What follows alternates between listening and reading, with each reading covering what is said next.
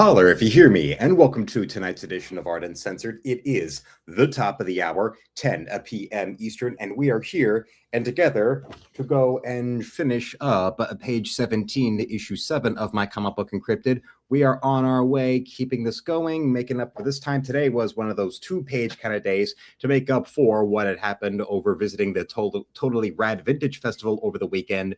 So yeah, tomorrow is also going to be another two-page day. And then after that, on and on and on, we will go with catching up, and we'll be doing a page a day to then close out and complete issue 7 over the weekend. And we'll be completing issue 7 over the weekend. So that means that you will have to go and wait to see the conclusion of the story when it sees print and is delivered to all those who support it, whether through a pre-order or through a subscription to the comic with January, this upcoming January, yes. Because actually, to remind everybody, yes, because I was asked this earlier about when will issue 3 be shipping, and that will be happening in May, because, well, of course, January, then March, then May, then July, then September, then November. That's the rhythm we're going to be going with and keep it on like that. It's just how we're going to move. Now we're going to go, and that's the schedule. Well ahead of that time, but also because of having done so much ahead of time with a comic that's every 2 months. That's why the next 5 months after we complete issue 7, I'll be back to doing I won't be giving up on any kind of cartooning. I'll just be putting that attention towards finishing the other comic, Slick. Our little frog friend right here. Getting that up and doing that and completing that, and then eventually having that back onto a schedule where my highest level channel members will be receiving that on a regular basis, followed by the plan to then next year go and have it be there publicly available as a webcomic.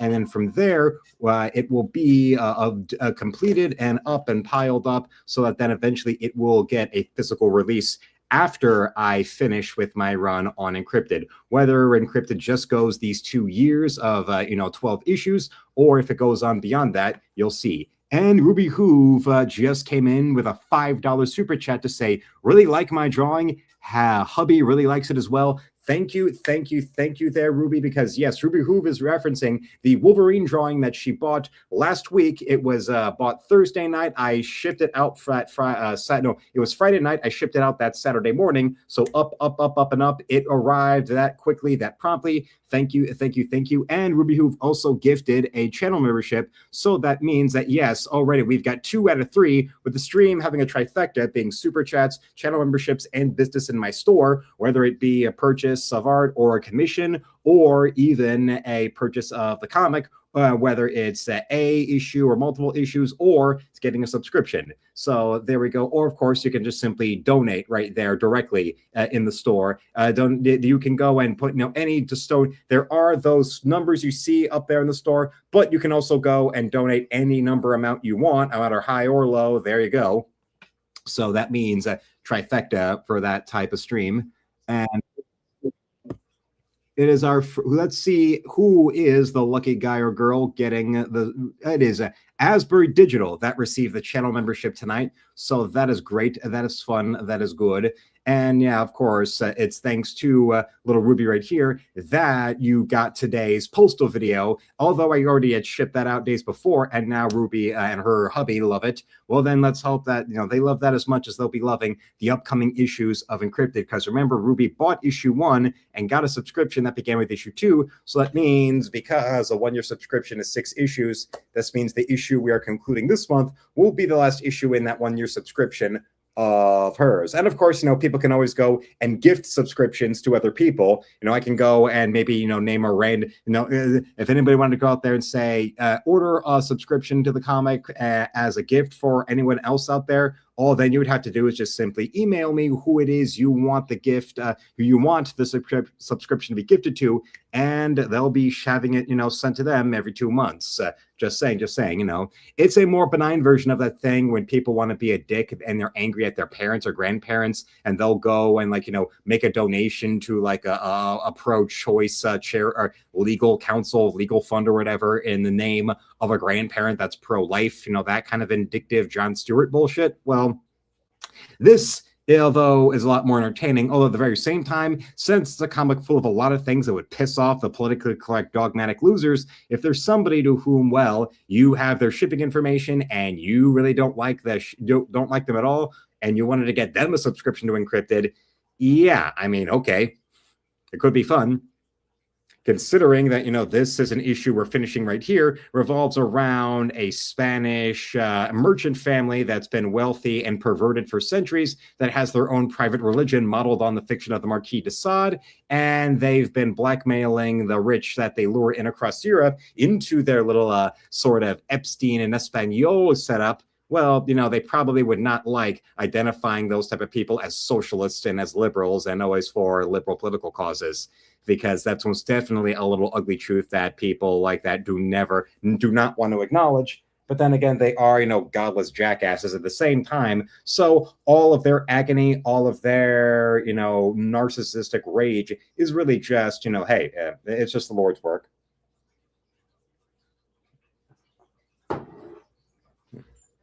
I'm just saying.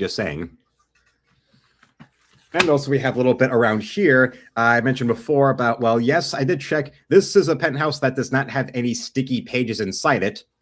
After that incident from there, the next time I've ever at any kind of like vintage festival, or if it's like some kind of, like a swap meet or whatever, and if they happen to be selling magazines like this or Playboy, I'll be looking through it meticulously to make sure that there aren't any stuck together pages with large stains like that incident that happened at the Totally Rad Festival on the first day.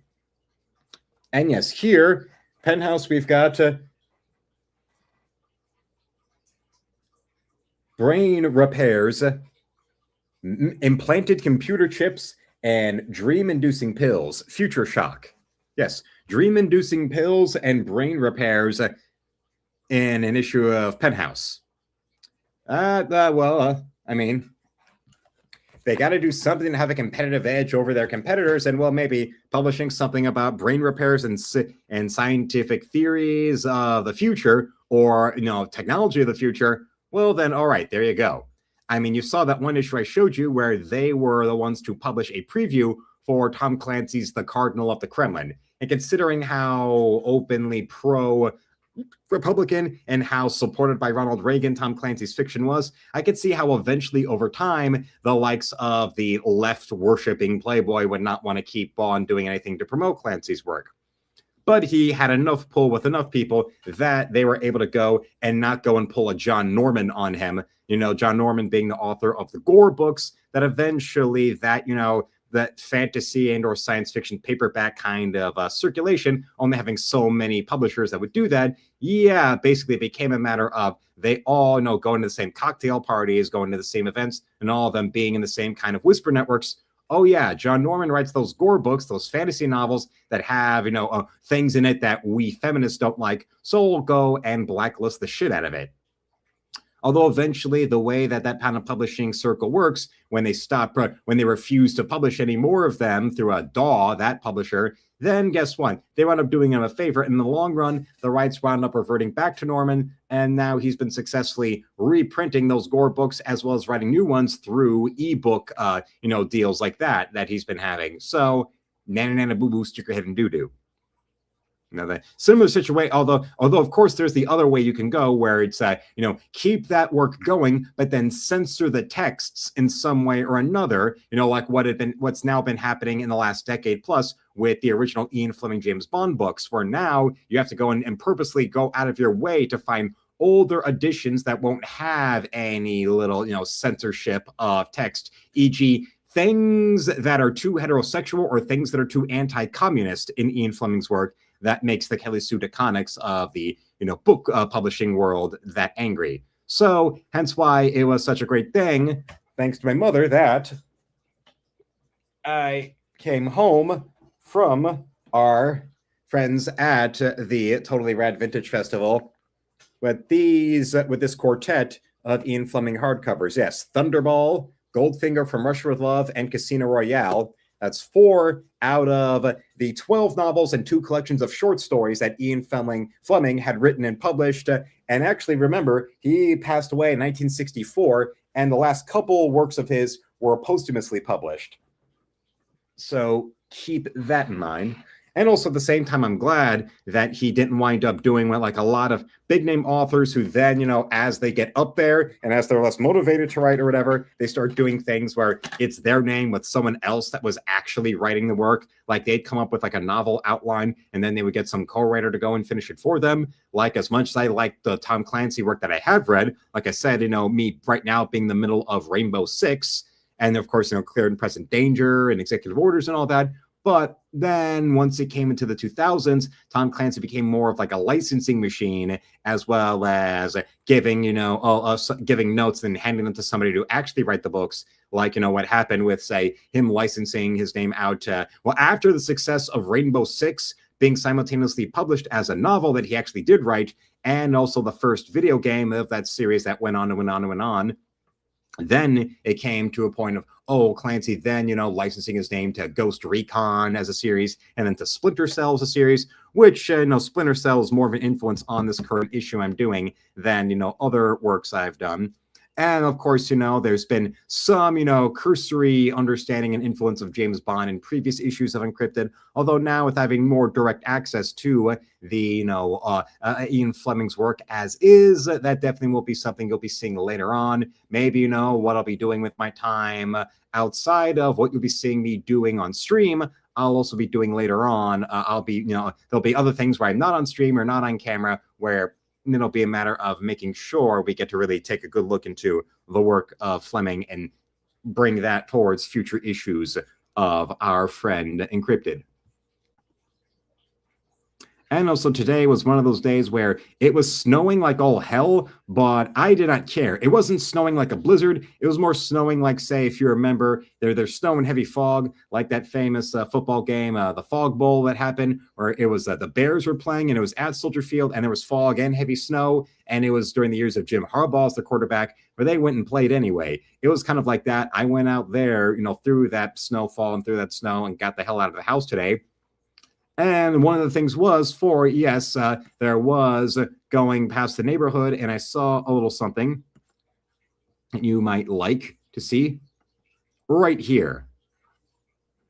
Yeah, there is this one street where there's this one house that has the 12-foot skeleton, and they are one of those homes where, like what JonTron said in that one video of his making fun of ridiculous Halloween decorations, he talked about how there are those that, because they're so giant and so difficult to set up, that people wind up keeping them on their front yard for the rest of the year and just dress them up with different decorations to make it look like they fit through, Thanksgiving and Christmas and all that. And this family here, well, they'd been doing that, but now those intense winds that we were dealing with wound up knocking this over. So as I told my sister earlier today, this is nature's way of telling you to take your Halloween decorations down. I don't think we have any ordinances around here about, taking decorations down like with other people. But then the wind's coming in to say, yes, do it.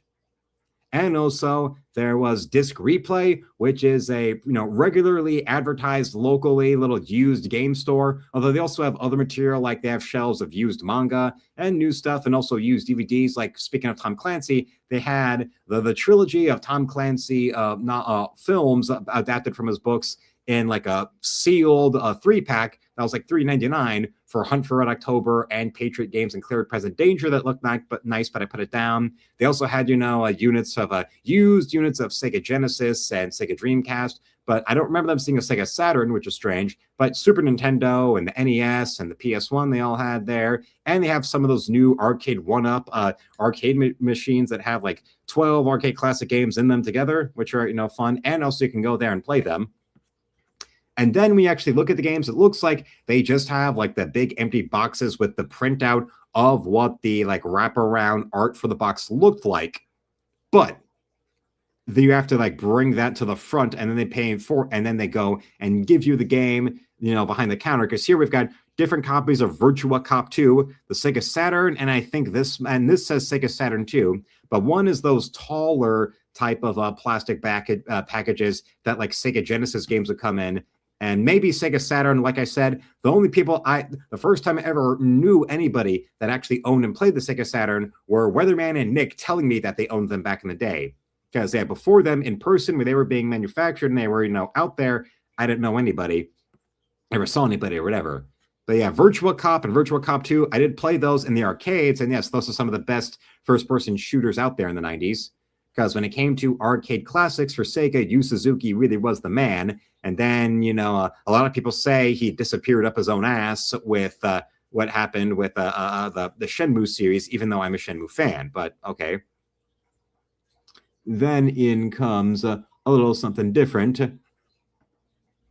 with Gex, another first 3D generation classic, although that first game was 2D, but hey, it was still kick-ass anyway. Gex, which was for the 3DO as an attempt to be their mascot, but the 3DO bombed so badly, they wound up porting it to the Saturn and to the PS1, which is where I remember playing it, and it was one of those early PS1 games that came in those tall plastic like DVD case type of containers, as opposed to the regular CD jewel case that eventually all the PS1 games came in.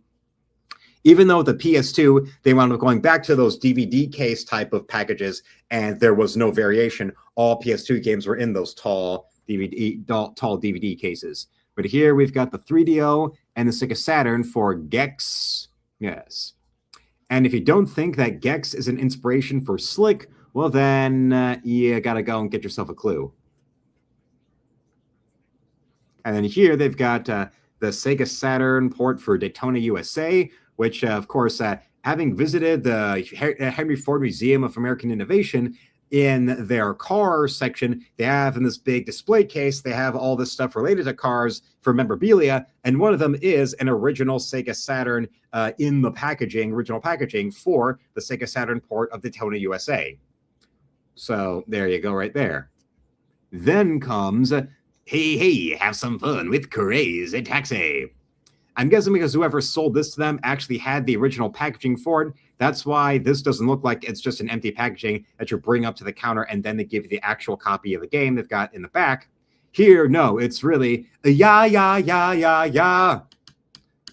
Day after day, your whole life's a wreck. The powers that breathe just breathe down your neck. So grab out your poos, grab out your shakas, like that. Blue Stinger, a very underrated Sega game from the Dreamcast era that is one of the great unsung survival horror games out there. I would say you really deserve it. And luckily, though, there have been some more recent video game YouTubers that have been talking about it and giving it the attention that it deserves. One called Nitro Rad, who's a YouTuber I watched here and there, mainly because he did do a full retrospective on the whole Silent Hill series over the years he's been around, and they are entertaining. And although this one he did for Blue Stinger is feature length, when most of the videos I'd seen before of him talking about Silent Hill or whatever were usually clocking in at under 25 minutes. But then again, maybe that's just a sign of how Blue Stinger is just that good. It really does deserve that much attention, or that it's a matter of making up for lost time. Then we've got, here's one I'd never heard of before, this being from, I believe, the Sega Genesis of Bill Walsh College Football 95 by Jim Simmons and High Score Productions. Well, okay. I remember in the 2D era, there were, they had Madden. Yes, we still played Madden in that era. And yeah, the 2D Madden that was still on early days of the PlayStation, where I mistakenly heard the Tampa Bay Buccaneers. That's the Tampa Bay Fuccaneers. And here, for only $46.99, is this worn-looking Super Nintendo port of Ultimate Mortal Kombat 3. Yes, apparently it's the ultimate fighting game. And rated M for mature. Well, Ultimate Mortal Kombat 3 is cool. And I do remember there was the there was the laundromat that was on the way up to the mall that I go to in Arlington, that I would never went inside because I never needed to go to a laundromat. But when you would go past it, like say if you went to the car wash next door, then you could go and see the arcade games they had at the laundromat next door, and they had Ultimate Mortal Kombat 3. Although I never actually played, I don't remember really getting to really seriously play it in an arcade. And the closest I ever got to that was Mortal Kombat Trilogy on the PS1 we did have. The one where I believe it was one of the first times Ermac was an official character, although his first time appearing was in Ultimate Mortal Kombat 3. let's see. All right, here we've got, well, behind that is an in the packaging WrestleMania, Super WrestleMania, only $40, which is a pretty good price for it in its original Super Nintendo packaging. Next to, for the same $46.99 they want for Ultimate MK3 is Aliens versus Predator and Donkey Kong Country, $149.99. Good Lord, holy fuck. Here you can see the Mighty Morphin Power Rangers Super Nintendo and Jurassic Park by Ocean on the Super Nintendo. One that I believe Doug TenNapel worked on, in the days before creating Earthworm Jim, because there was some podcast appearance he made where he talked about working with all those. About how when he was working with them, that when he was working on the development of that game, Phil Tippett came in and helped them by giving them access to the stop motion models that Phil Tippett had preemptively made for Jurassic Park, for all the optical dinosaur shots, dinosaur effects to be done traditionally with that stop motion animation. But then he wound up, but then that's when in pre-production they called the audible to go and use CGI, but still had Tippett working with the CGI artist and had him develop these proto motion capture rigs where they took the old-fashioned like metal frameworks for stop motion models that they had done for the dinosaurs and then implanted all these servos in them that were hooked up into the computers, so that then the CGI dinosaur shots could be done using stop motion models with these wireframes attached into them. That these rigs that Dennis Muren and Phil Tippett came up with working together. And Weatherman's in the chat to say, hello all. God damn, I need to dig out my old Donkey Kong Country. Well, I don't know. I don't have a Nintendo Switch 2, but if they have like the Nintendo online thing, you can go and download Donkey Kong Country. If you don't have a physical copy and don't have Super Nintendo, try it. And hello to Donnie right there. Well, it's funny you come on in right when I got this picture showing the SNES Jurassic Park by Ocean and the SNES Mighty Morphin Power Rangers. Yes. It's right up there, although trying to get it at the right angle where the lights inside wouldn't get like a camera glare was hard as hell. And you can tell this was like the first game that they crapped out right as the Power Rangers became super popular, because it's part of that merchandising that still just has the 5 Rangers. It doesn't show it doesn't show the Green Ranger, coming in yet. Like the new versions of the classic Mighty Morphin toys that they have at Walmart, where the packaging still just shows the main 5 Rangers, although they also have a Green Ranger toy. And also they have the Power Morpher belt buckle, but the coins that go with it don't include the Dragon Zord. It's just the original 5.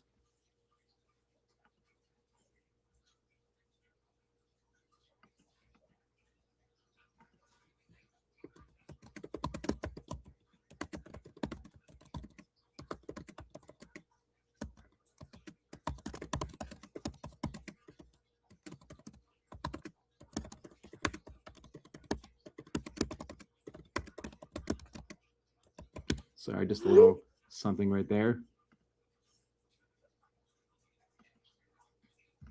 And also another little reply right here doing. Ain't that fun?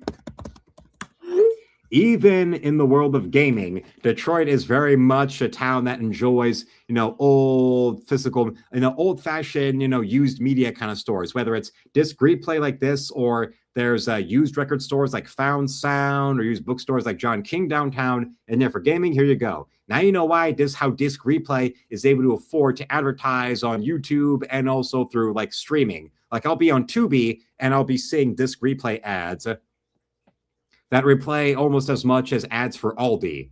Whatever type of commercial it is, whether it's a newer one or one that's been around, yeah, the Aldi people certainly like that.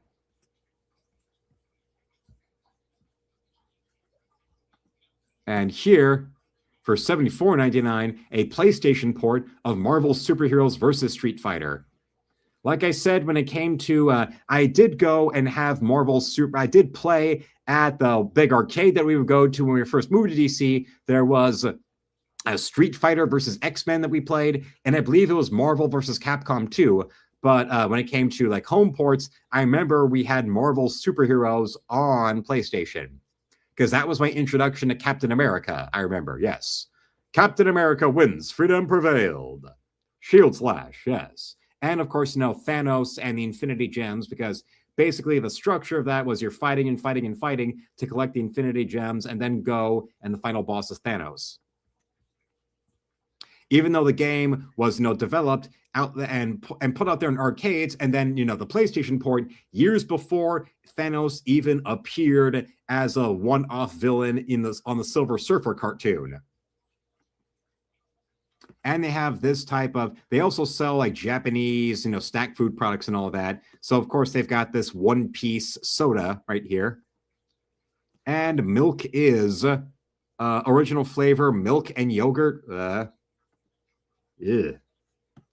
Well, I'm pretty sure something like that might wind up giving anybody a migraine. So let's move on from that one. Unless you want to go and see what it was I made for dinner as well.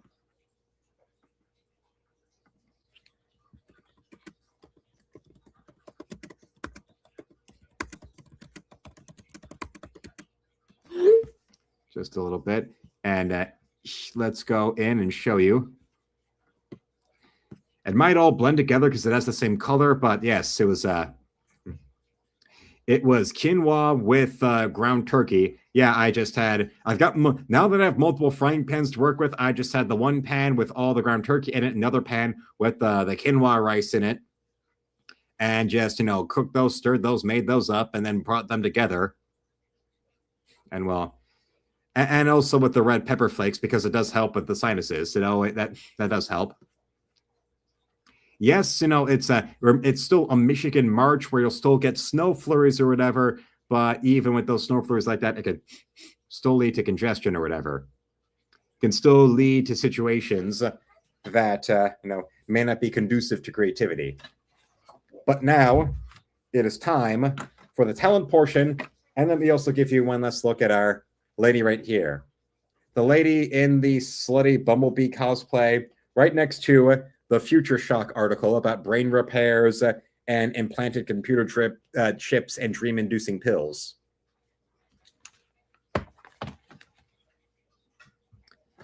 Now, let's switch this out. Yeah, I did dig this frame for my secondary camera out of the basement because the one I had before, the harness cracked and snapped, and I wasn't able to repair it with glue. So I've got the backup right here. On to the talent portion we go. Something you'll never hear from Camelot 331. But I think you all already know that. And now, just to show you what I meant before, or as Weatherman says, stupid Aldi have started growing, so my sinuses are starting to set off oh, alder. Oh, I thought he meant Aldi. No, alder as in alder trees. Okay.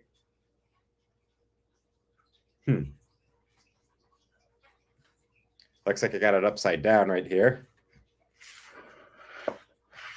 Let's go and give this a switch around then.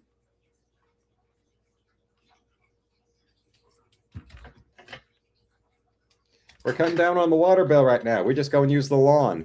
You've been dropping deuces on the lawn, yard man? I play croquet out there. Yes, the camera frame went a little upside down, but let's go in. And while we're doing this, let me show you of a Nitro Red and what he had to say about the Dreamcast Classic I was reminded of earlier.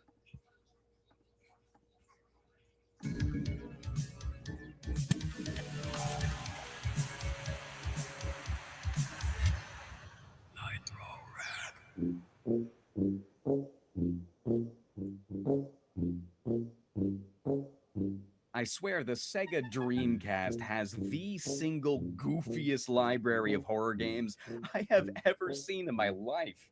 Sure, there was some ports of the classics, but I mean, if you're talking the stuff you can only get on that last weird and cool console Sega made, then you're gonna be looking at the strange, the unfamiliar, and the straight up hilarious.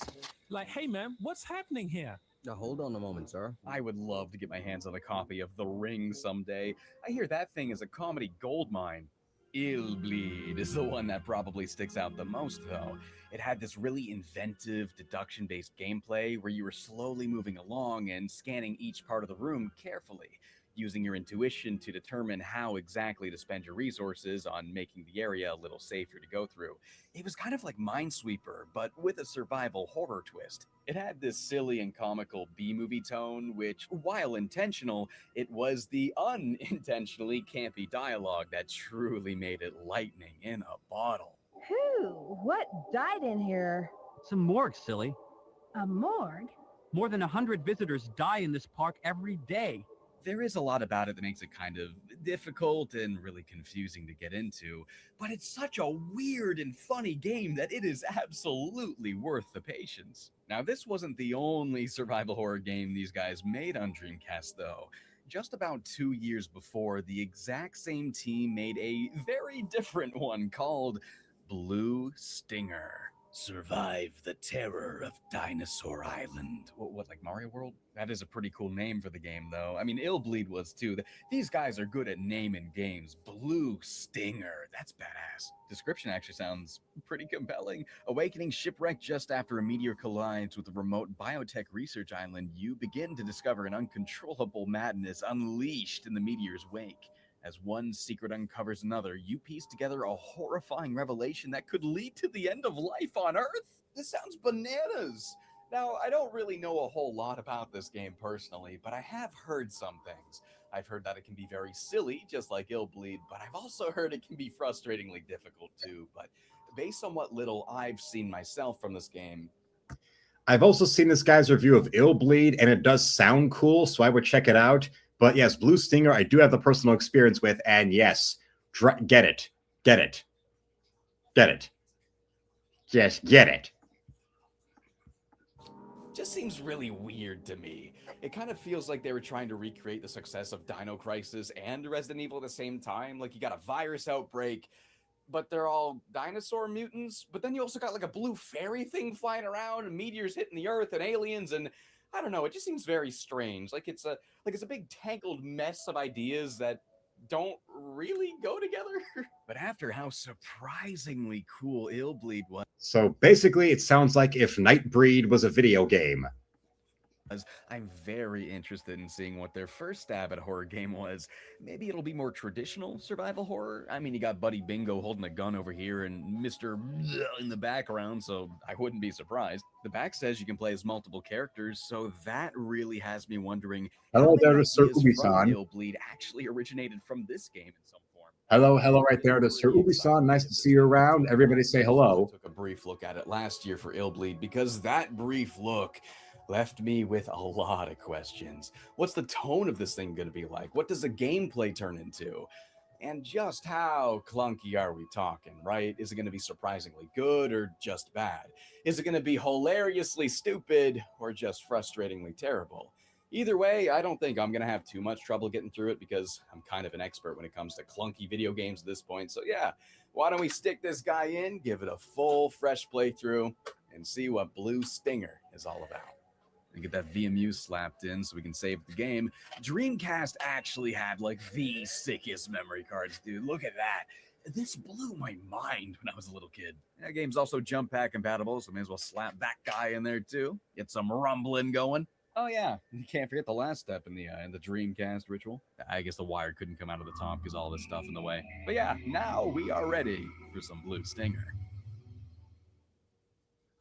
Oh wow, Activision of all companies published this.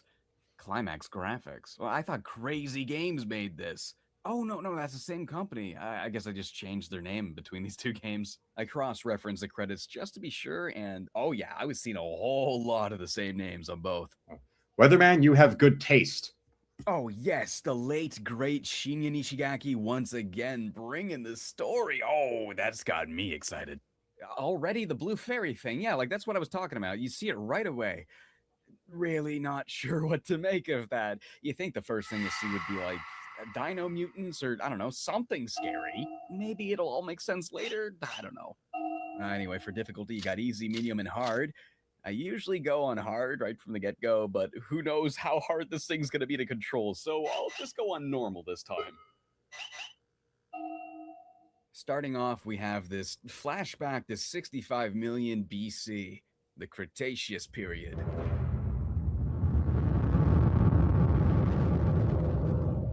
Whooshing right on past us goes the meteor that will extinct the dinosaurs.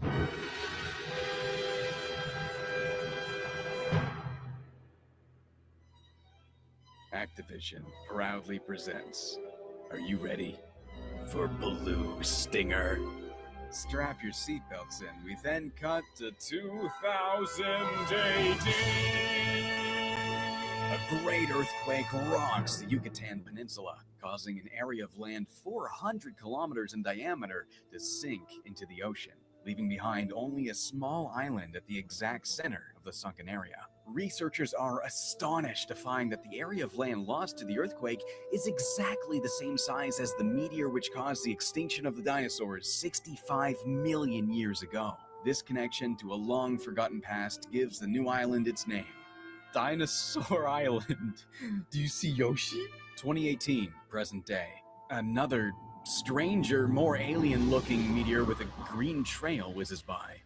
Just offshore, enjoying his vacation with a little boat ride, we have Elliot Balad, a member of the Emergency Sea Evacuation and Rescue. Yo, this guy's a rescue hero. Well, a really generic-looking rescue hero. This has got to be probably the most generic main character I've ever seen in any survival horror game.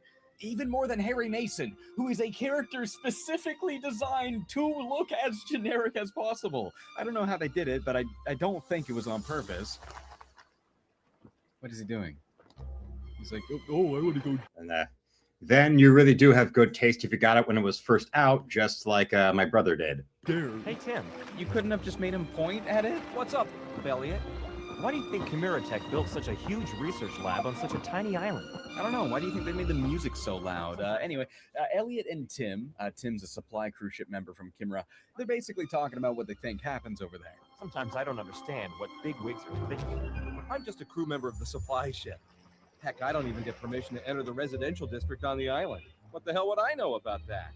Why is the music swelling? Nothing's happening. This is a pretty fancy boat for just a crew member. I can't hear you! I really think they were going for the Steven Spielberg sense of adventure, but it's so unfitting over its casual chit-chat. Captain Dogs has a very good connections with him. Anyway, Tim explains that he got to borrow the boat from Dogs, this sailor who's got connections over at Kimra Corp. On one condition, though, they have to decorate the boat for the upcoming Christmas party once they're done. Decorate the boat? The Chimera Tech group wants to have a Christmas party on this ship. Come on, I don't want to work. This is my first vacation I got in 2 years. Well, I hate to break it to you, Elliot, but it seems like that vacation's about to be cut short. We then cut to a Kimra satellite way up in space. That meteor we saw earlier smashes right through it before descending rapidly down into the Earth's atmosphere and crashing straight into the dead center of Dinosaur Island. A force field begins to surround the island, expanding all the way to the Why did it do that? They couldn't have done a better effect for that. As the water settles, Elliot wakes to find the force field has split the boat right in half. Tim's on the outside and Elliot is trapped within. A strange blue light then dances across the water. It takes a look at that collectible fairy thing that Tim was building in that bottle, and it seems to copy something about it. And then the blue light takes the form of Tim's figurine. So that's why it's a fairy. I guess it just adopted a form that people would be able to make sense of. So what is that thing then? I don't know, and neither does Elliot, because he points a gun right at her face. I mean, you can't really blame him. I'd be terrified too. Then a swarm of gigantic dinosaur bugs randomly attack, throwing Elliot off the boat, sinking into the ocean. The fairy flies to the island, seemingly pursuing the landing zone of that meteor.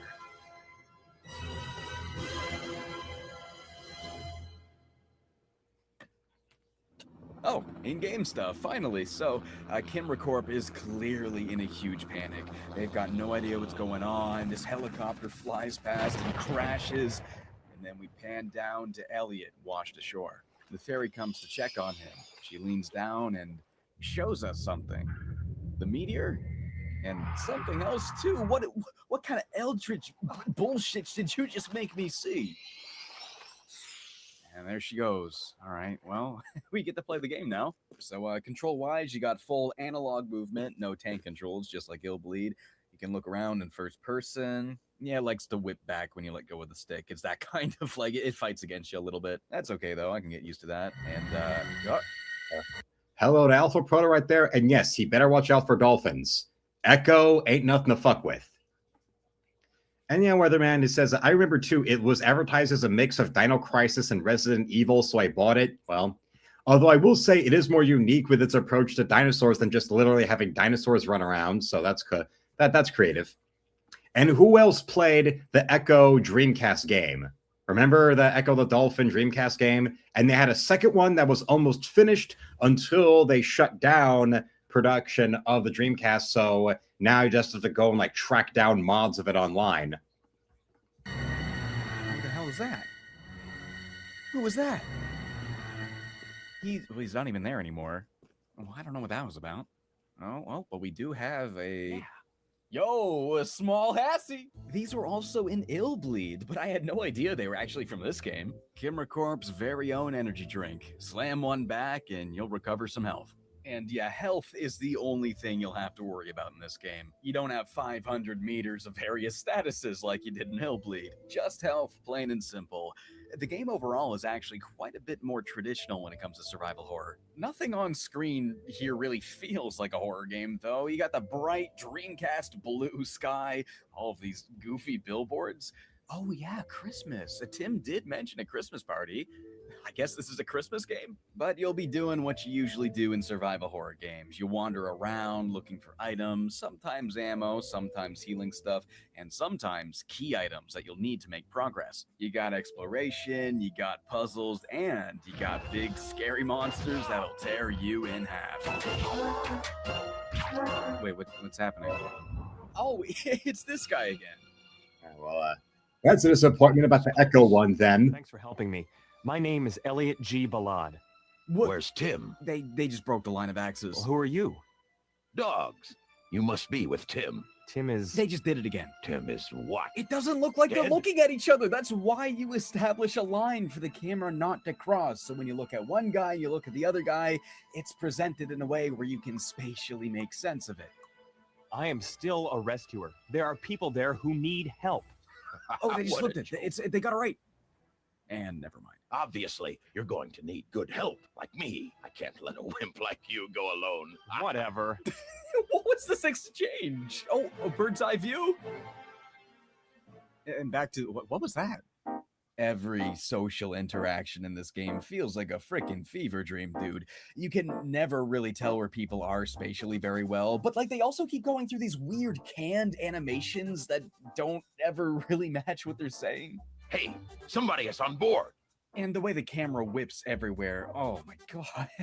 Yeah, it really feels like they made all of these animations first, you know, trying to cover a broad range of emotions, and then when they actually put the cutscenes together, they just kind of had to pick from the pile. They got to be the sweatiest people on Earth because the amount of times they wipe the sweat from their foreheads, dude. Anyway, this guy right here is Dogs Bauer. And yes, that is his name. It's Dogs. It's so sick, I know.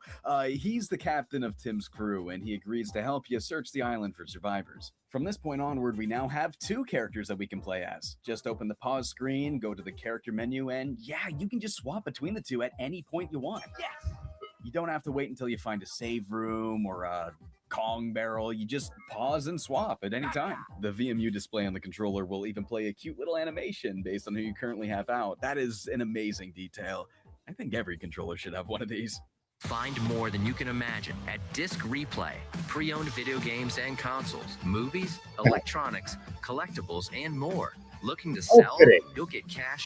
Now, of course, both characters aren't exactly the same. They both have their own unique quirks. They can use different weapons, they both start with different amounts of health, and they also have different running speeds. This being a survival horror game, she's probably more Claire Redfield than Lara Croft. A melee weapon and a ranged weapon at the same time, while Dogs is more of a tank, more health, slower, and can only equip one or the other. Though unlike Elliot, he also has a block button, which can be pretty helpful for minimizing damage. I spent most of the game playing as Elliot. I just found the speed a lot more convenient, and not even just for getting around either, but also for dodging enemies. There isn't a dodge button after all, you just kind of have to run out of the way. And as for the shorter health meter, well, you can just get a lot more health from the sushi platters. Dogs isn't going to be your only tank for very long, you can just do the same to Elliot. I did play as Dogs sometimes, though. I mean, he does have different weapons after all, and there was plenty of times where I'd rather bust out the crossbow. Swapping can also be really helpful for just getting a fresh ammo clip, or even a fresh health meter. If you're ever in a really hectic situation, like a boss fight or something, and maybe you're running low on ammo or health, or maybe you just don't have the time to reload, swap characters, and you'll then be working with whatever that guy's got left. It's pretty cool. It's kind of like having an extra tank in reserve. Just make sure your extra tank isn't like dying and has no bullets, or it's not going to be any help to you at all. And I love that. It's this extra little thing to consider when you're dealing with your resources. It's actually a really good idea for a survival horror game, especially considering that when you do heal in this game, it's not instant like it is in most other survival horror games. No, in this game, you actually have to wait for a long healing animation that leaves you totally open and vulnerable. You can't just heal all willy-nilly in the middle of conflict. You could just die if you do that. And that led to a lot of cool moments. It was like me deciding whether to get away enough to try and get through that animation, or to just switch to whatever the other guy has. Oh, and speaking of the healing animations, dude, they always crack me up. I love these so much. Every time you drink a Hassie, you slam it back, and you toss the can. And not even just the energy drinks either. He'll do this with everything. The sandwiches, the hot dogs, the hamburgers. You almost get the exact same animation. Just takes one bite, gone. Throw that shit away. It's such a waste. Like, he couldn't have given the rest to Dogs. He needs health too. Now I have to give Dogs his own entire separate hot dog.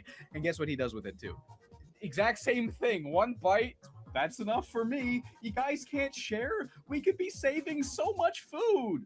I never get tired of this. And the choice in healing items too. It's like usually you're finding a first aid kit or a medicinal herb or some sort of health drink. But no, in this game, it's just like shitty fast food. It's like, dude, I'm bleeding out. I need a burger. Elliot G. Ballad limping over to a vending machine like, I'm dying. Give me a beer. This is how you'll purchase health items, through these vending machines laying around. You can also find stuff just on the ground too, usually on dead guys. That's his reaction to looting a corpse. He sees a pile of blood and gore and he's like, Hassie. The save rooms are usually a good spot to stock up on these. There's always going to be a little terminal you can use to save your game in here, but there's also usually at least a couple of vending machines too. You'll stumble upon one of these rooms every now and then, about as often as you'll find one in like a Resident Evil game or something like that. But yeah, it's basically just a room free of enemies. Where you Remember, survival horror, of course. Back out once you're prepared. Oh, and also if I'm limping and I'm surprised that if the Dreamcast had been more successful, I'm pretty sure there would have been a toy line to go with them. Like how after Resident Evil 2 got so big, remember there were the Resident Evil and Resident Evil 2 toys. And I remember I told you I had the ones of it was the Dr. Birkin mutation and of Leon Kennedy. I wanted the one of Jill Valentine too, but it came with a giant spider, so I wanted it, but also was scared of it, so I never got one. I never asked for one.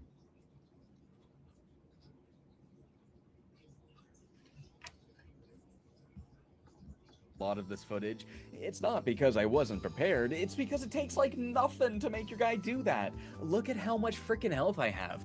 You don't even have to hit 50% before you start hobbling around. It's kind of annoying, honestly, because it does make you go a little bit slower. And if I'm not hobbling, I'm probably wobbling, because just steering the dude is even kind of weird.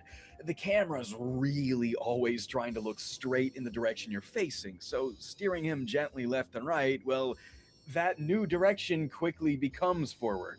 The natural reaction would be just to nudge the stick a bit and then recenter, right? You do that all the time in games. But if you do that, it whips the camera a bit slightly, and it's like, it's weird. It's not like, oh, this game's really difficult to control. No, it's not like that. It never gave me a problem, never got in the way of me trying to accomplish anything. But it's really weird that when I'm just trying to walk straight down a hallway, I have difficulty doing that.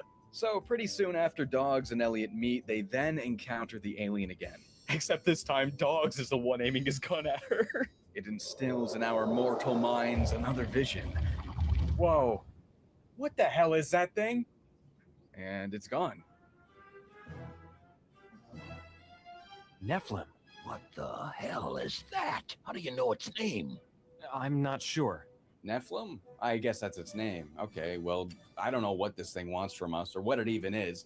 Not once does it ever talk. It never speaks to us. It never, ever breathes a single word to us the entire game.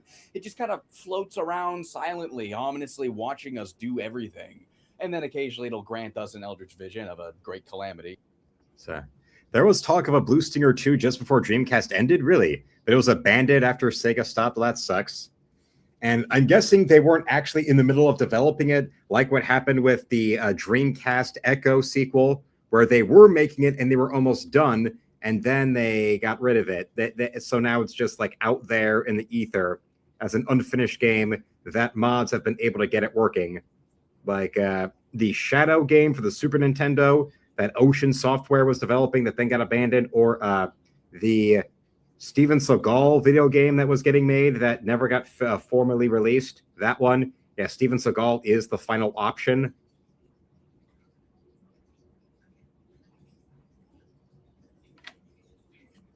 And yeah, Blue Stinger 2 is only in the planning stage. Well, then, okay, well, now it's confirmed that there's no more Blue Stinger out there to enjoy. Unlike Echo, where, well, yes, even with Echo being a Sega mascot, they still haven't done anything new with him since Sega started making games for Nintendo consoles of Sonic and their other mascots or what have you. Considering Echo had such a marketing push at one point that for the first Echo game, they had Jacques Cousteau do commercials for the first Echo game, with him on his ship, the Calypso. Whatever this thing wants from us, it is still a mystery. She'll even follow you around in some parts of the game, just, coming along for the current objective for whatever reason. They don't even know either. She doesn't do anything gameplay related at all, so if you ever see her flying around in any of these clips, that's all it is. She's just kind of there sometimes. So by this point, you've definitely gathered that people have been mutating into weird dinosaur creatures for some reason. Does it have something to do with that meteor, or was this Kimra's doing the whole time? Dinosaur DNA shit. Is it the corp or is it the aliens? I don't know, but either way, it's got us dealing with some big-ass monsters. What the hell? Over there! Saved by a sniper this time. I can't believe it. Shooting from that far? No shit. Pretty soon we meet up with the sniper. I knew it. She's perfect. She's my kind of girl. Elliot, what are you talking about? Her name is Janine. She's basically a security guard here. Again! It won't work. You can't hit her. Why does every single character do this? What is that thing? Good question. She's harmless. So far. At this point, nothing surprises me anymore. My name's Janine King. Nice to meet you, Elliot. Just as lost and confused as we are, Janine joins our efforts to search for survivors and get to the bottom of just what's been going on around here. She doesn't become playable, though, which is kind of a bummer. Just the two characters. You never unlock anymore. It's just these two. It would have been cool, but I don't know. Maybe they didn't have enough time or something. His name is Dogs Bauer. What? You guys know each other? I don't know her. Well, isn't this quite the little voice cast right here? I'm sure a lot of people watching know exactly who all these three are. But yeah, we got Lonnie Minella voicing Janine, of course. And man, she's shown up in so many videos at this point. It's always great hearing her coming out of video game characters. We also got Ryan Drummond voicing Elliot. How'd you get here? Oh yeah, I'm sure if you didn't put your finger on it quite yet, you definitely hear it now. You've turned into a big-time villain, Doctor. Dogs, on the other hand, was voiced by the late and great Dean Bristow, who you probably know as Eggman from the same game. You thought you could trick me with that fake emerald, didn't you? I always thought his Eggman was particularly evil sounding, like the grizzle and some of those line reads, dude. You little thieves. They could not have cast somebody better for Dogs because he is just perfect for this guy. Rat's place is just behind this stupid wall. Hey, Dogs. What? Objectively speaking, the voice acting's not very good. I think all the voices are very fitting, but God, these poor actors really had to work with a script that was not very good. I like it, Janine. Who the hell is Janine? My kind of girl, so stay away from her. The frickin' moment Janine's on screen, they immediately try to force this incredibly cheesy romance. I knew it. She's perfect. She's my kind of girl. He just keeps saying the dumbest shit on planet Earth, and we're like expected to find it really charming or something. This is for you, honey. Oh, Elliot, you're so smooth. What's the code? My sweetheart. Just sweeping her off her feet with that one. Nephilim is following us. Seems like she's in love with you. 2 girls and a guy. I see trouble in the near future. The project was titled Red Sting. Well, maybe they shouldn't have been a sequel if that was the best name they could come up with as a working sequel title. You want to screw the alien? Why did he say that? Why is everything this guy says just like, girl, you know, guy? It's like the most one-note writing. Maybe it was a translation thing? I know the story was written by a Japanese dude, so who knows? Maybe it comes across better in the Japanese version. Maybe there he does come off as a charming young guy. Who the hell is Janine? My kind of girl, so stay away from her. Oh, no, it's just actually the same voices for that version. Well, maybe it comes across better in the Japanese subtitles. I don't know. But even if that is the case, you still got the bad animation, bad scene timing, and bad everything. The long, awkward pauses, and they keep interrupting each other. Shooting from that far?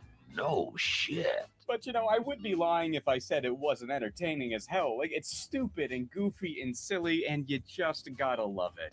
I know it surely wasn't on purpose in this one, but just as much as it did in Illbleed, it does bring some seriously lovable camp to the table, especially with a character like Dogs. Pretty easy to see why he's a fan favorite. You're pretty famous. God damn son of a bitch. Get tax expertise without hidden fees. Switch to a TurboTax expert. Anyway, so And hello to Forever Lost. Everybody's saying hello to him already. That's nice to know as we're getting into the page right here, right now.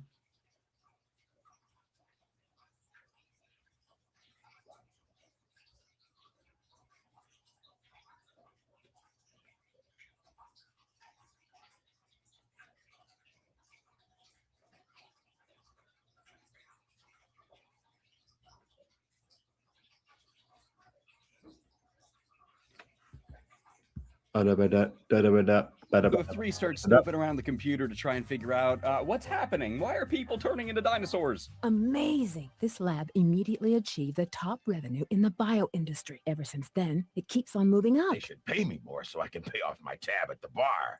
He never misses a single beat. How did they achieve such wealth in such a short amount of time? They've got the best brains in the business working for them.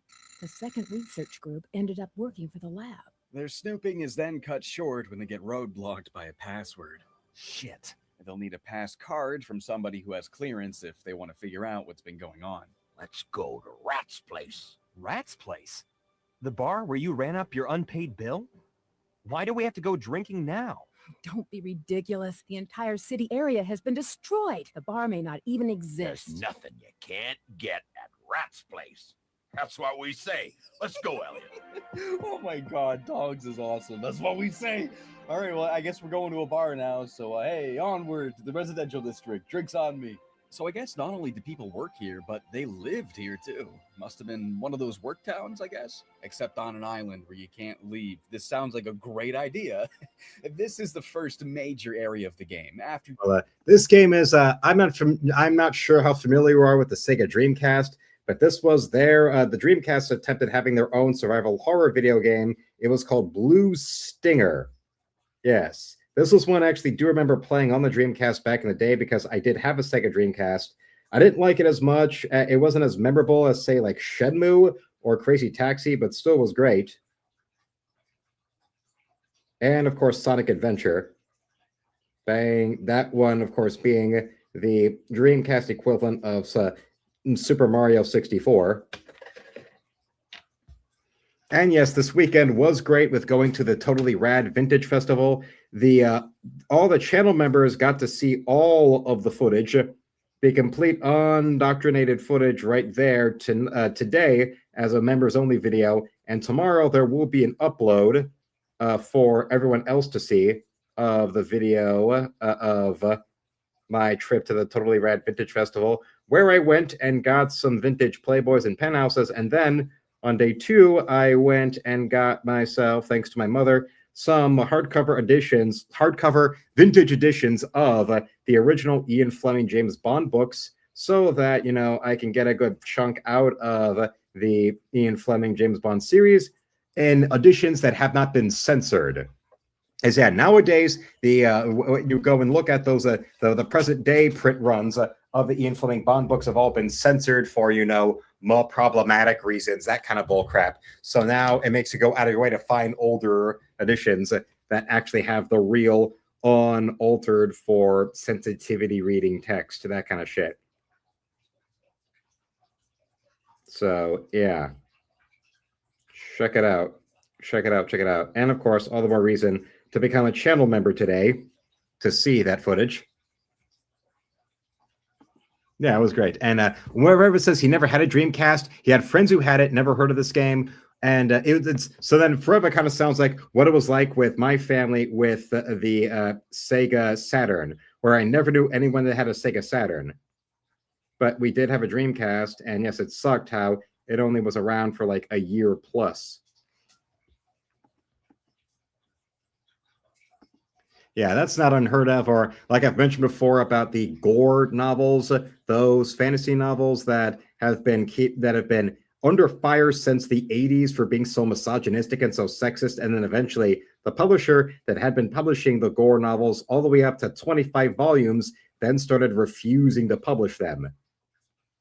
And they wound up languishing, and they wound up becoming those editions wound up becoming prominent collector's items. That's why the few of them they have at John King downtown are in a glass box where you have to go and ask the people behind the counter to go and pick them out for you.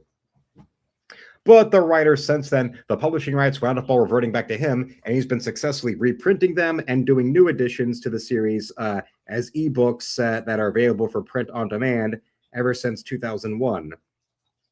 So that's much better fate than what's happening with the censorship of Ian Fleming's original James Bond texts.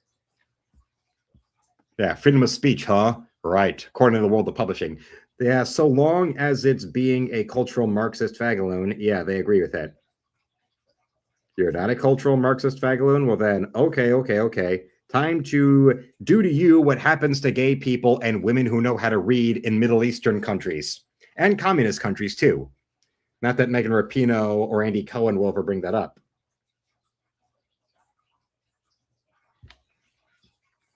And Weatherman says the leak was for the unmade Blue Stinger sequel. Was that another alien like that fairy comes to Earth and starts attacking indirectly by possessing people and transforms them into dino creatures. Weatherman says, you only sent me a signed copy of issue 2. All right, I apologize. I will send you the other copy then. That is an oversight that has no excuse, and I apologize, so I will send you. Tomorrow morning, you'll be getting your second copy.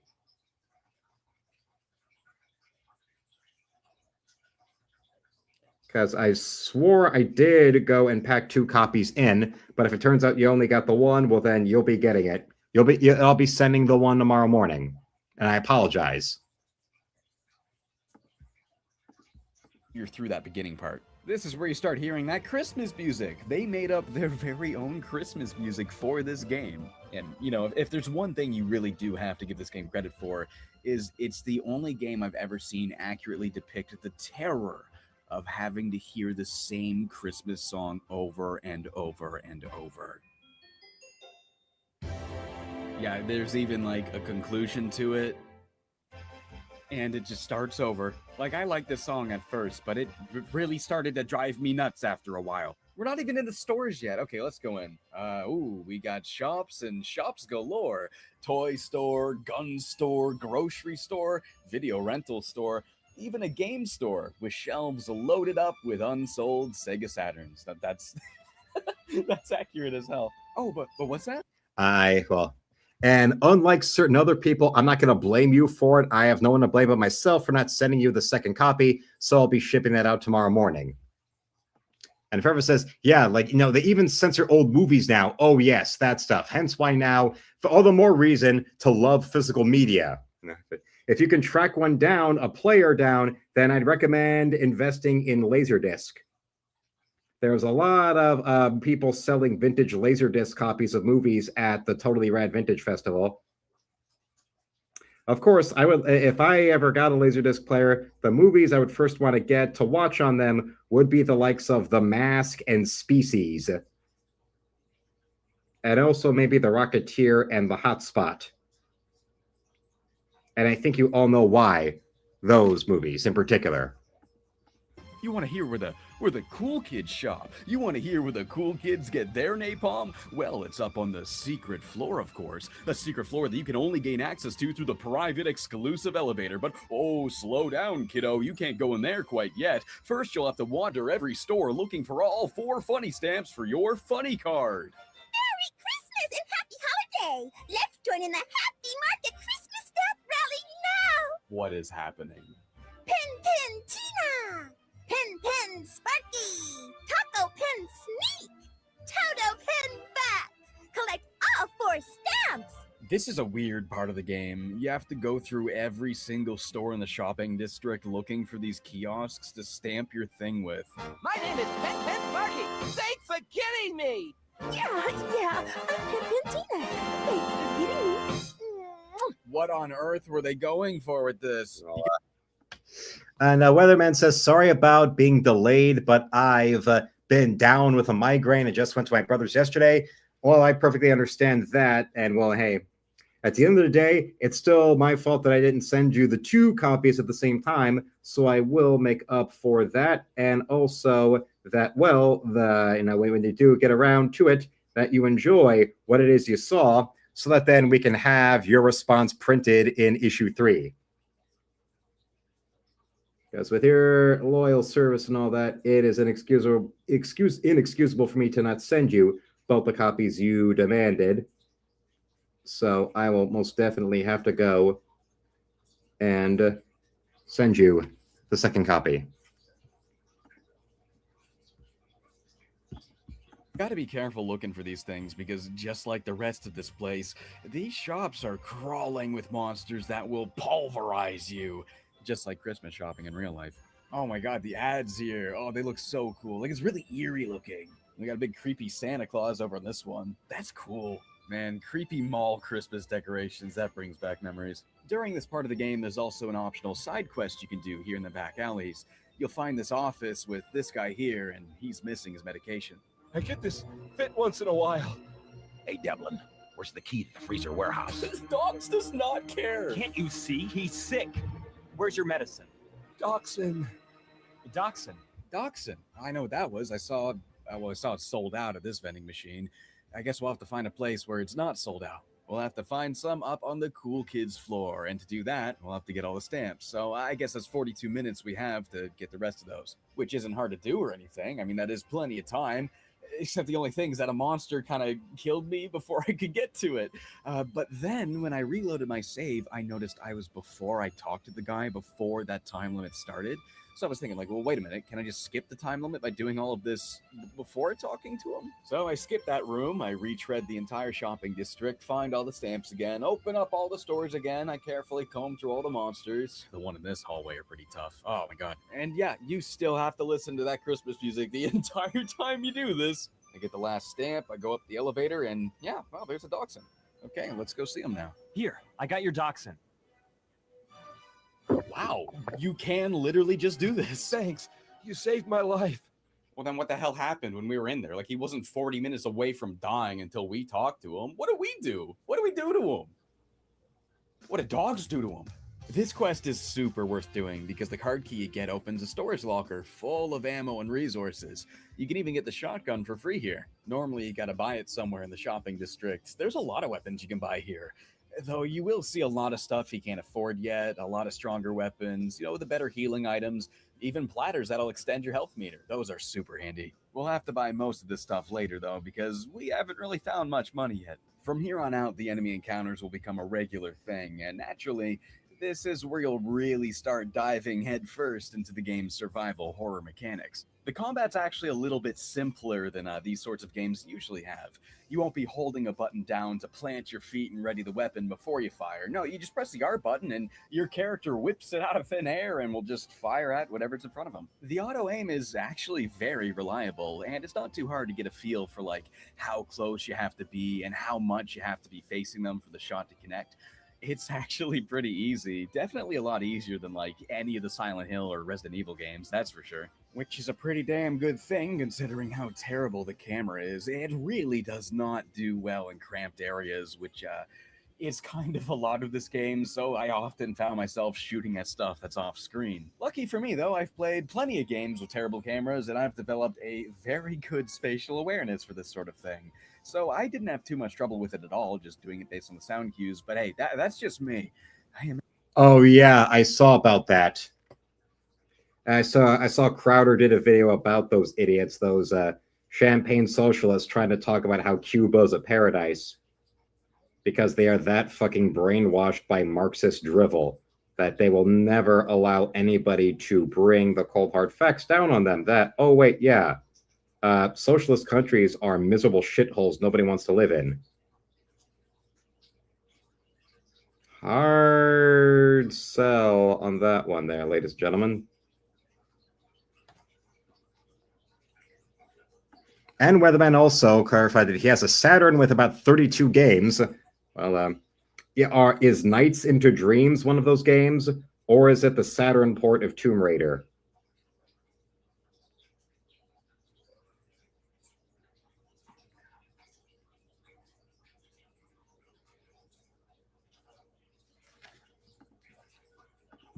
Imagine most people would probably have a pretty bad time with this, unless you're playing the Japanese version. Yeah, when I booted that thing up just to see what the voices were like, I also noticed the camera system is completely different. It's all fixed angles, just like Resident Evil, except instead of cutting between them, there's a motion. Just like Eternal Darkness, actually. Well, Eternal Darkness, if it was really snappy and weird and disorienting, oh my god, I can kind of see why they changed it in the US version. They even advertised it on the back? How would anybody even know like what that meant when they bought this? I don't know, but this has got to be one of the coolest regional differences I've ever stumbled upon. I mean, some of these angles are really wide. They really love to pull all the way back out and just show you a whole bunch of stuff at once. It's so cool. I gotta play through this whole version sometime. It's like going from Snake Eater to Subsistence. That is wild. Anyway, when you first start the game, you'll just have a pistol for Elliot and a bowgun for dogs. The pistol is weaker, but can fire more rapidly, so it's better for the little critters that come in packs and move fast, while the bowgun is slower, but does a lot more damage, so it's definitely better for taking down big guys and also stationary enemies, like these tentacles that'll whip at you. There's a lot of these tentacles, oh my god. At first, I would try to run past a lot of them to save ammo, and it would work sometimes, but far too often I would get a bunch of health knocked out of me, so I eventually decided it's just best to take them out. You'll get more weapons as you make your way through the game, and the real go-to, once you get it, is easily the shotgun. It's got great stopping power, so you'll always be using it to keep the monsters at a distance. That's not... Well, great to see that confirmed, and also Soul Reaver's an excellent choice too. What a shotgun sounds like? Yeah, it sounds like it got like a rapid fire thing going on, but that's not how shotguns work. Sure, they do fire a bunch of bullets at once, yeah, but not like this. That's not how sound waves work. It would be like a boom, not like 4 pistol noises overlaid. Dogs can also find a frickin' railgun, a little tiny railgun, and this thing is just awesome. Heavy damage and tons of knockback. Definitely best to save this one for the boss fights. And on the stronger ends of things for Elliot, I found a napalm launcher, a fiery blast that stays in place and does lasting damage, as long as it keeps touching the enemy. Again, best for boss fights. And then there's the bazooka, the classic OP. This one's from very late in the game, but man, is it fun. You can't reload manually like other horror games sometimes let you do. No, you have to expend the entire clip, and then you try to fire again to make them reload. And at first, I didn't really like this. I didn't like that the only way to enter a fresh encounter with a full clip was to waste some bullets, which obviously I'm not doing, so I just kept walking into all of these scenarios a little bit less prepared than I could have been. But then I started to realize just how much strategy this was adding to the game. You do have multiple characters with multiple weapons after all, so switch to another gun. Finish that clip later in a situation that is less demanding. Or maybe just switch to dogs and see what's left in his clip. The gameplay is pretty basic, so having to consider this kind of thing actually did make the game quite a bit more fun than I think it would have been without it. I mean, that is something I do look for in these games, resource management and thinking about my supplies. And of course, you can't have that dynamic without melee combat to fall back on. When you first start, Elliot will just punch.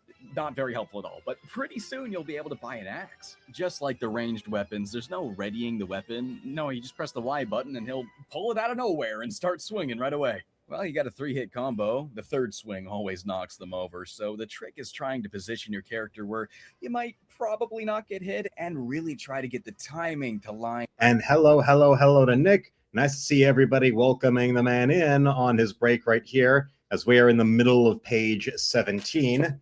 Yes, we did go and pull off getting 2 pages done today. The page 16, you'll have to wait until it is printed in January to see it. But you do get to see this one right here, right now, tonight. Oh, yes. And this is what we've completed of it so far. Hey, Al, did you miss me? With every bullet so far.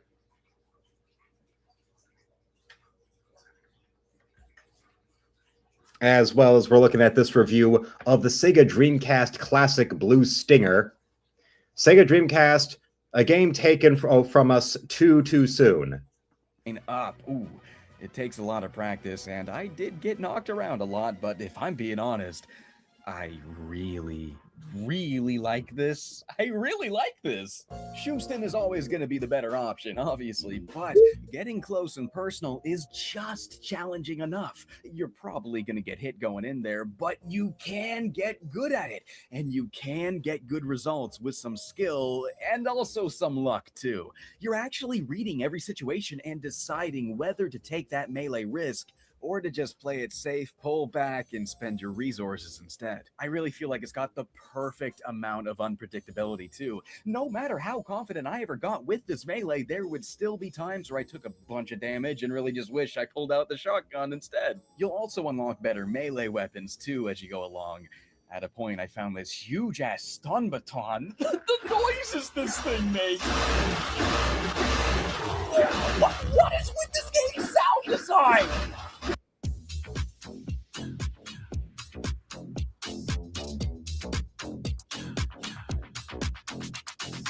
I'll shut it down, yeah. I'll shut it down, yeah. I'll shut it down, look. 22 massive weapons with explosive sound effects. Well, that sure is one way to put it. Jesus! Even later, I found a freaking beam sword. Well, the law's not applying to the rich and powerful, apparently. Yes. And yes, the Dreamcast was awesome, but didn't get one. Saturn was the last time I let Sega burn me. Well, I mean, perfectly understandable, honestly. The last time we let Sega burn my family with a console was the Dreamcast, because, that's where we had this and the port of Crazy Taxi, and of course, Shenmue, but also we had some of the 2K sports games, as well as I mentioned Sonic Adventure.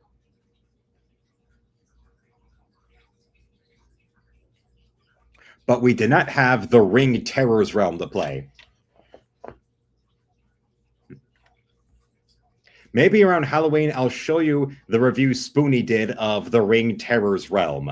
There was the video game they did for the Dreamcast that was based off of the original Ring movie from Japan, Ringu. Yeah, that one. Maybe, just maybe.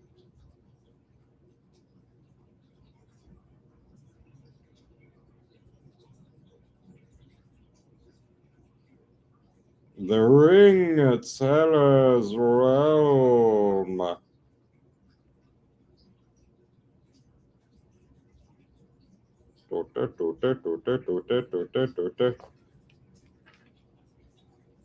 Yes.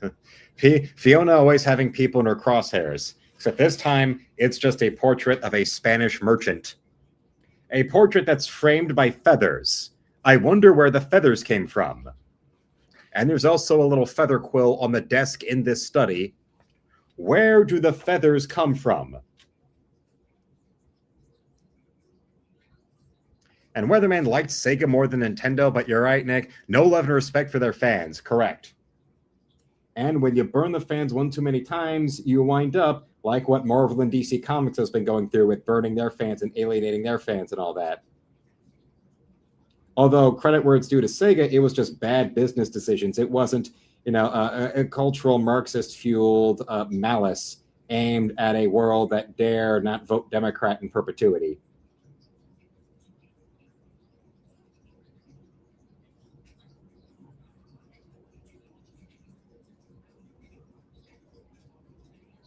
Yes, pull the trigger of my love gun. Love gun. Depending on how familiar you are with the musical stylings of Kiss. Yes. About Love Gun. Or after Ace Frehley died, if you went and watched the appearance that Kiss did on The Tomorrow Show with Tom Snyder, where Ace Frehley, steals the show.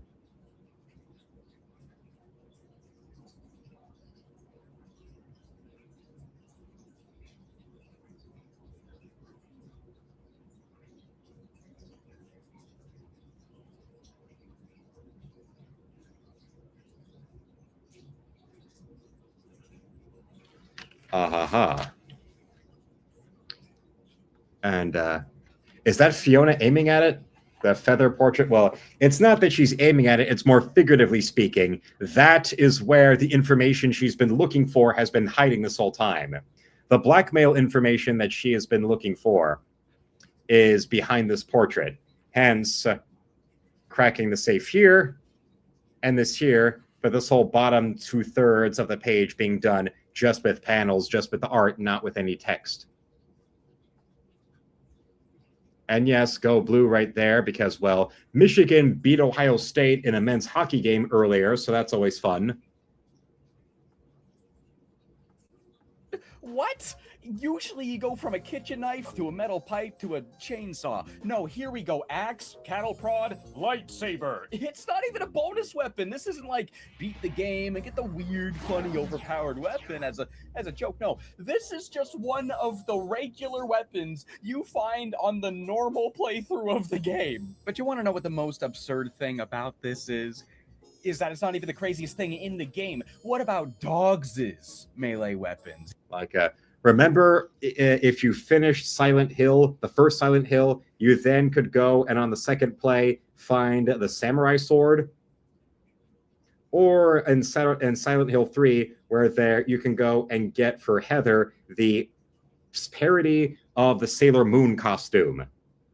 Stuff like that.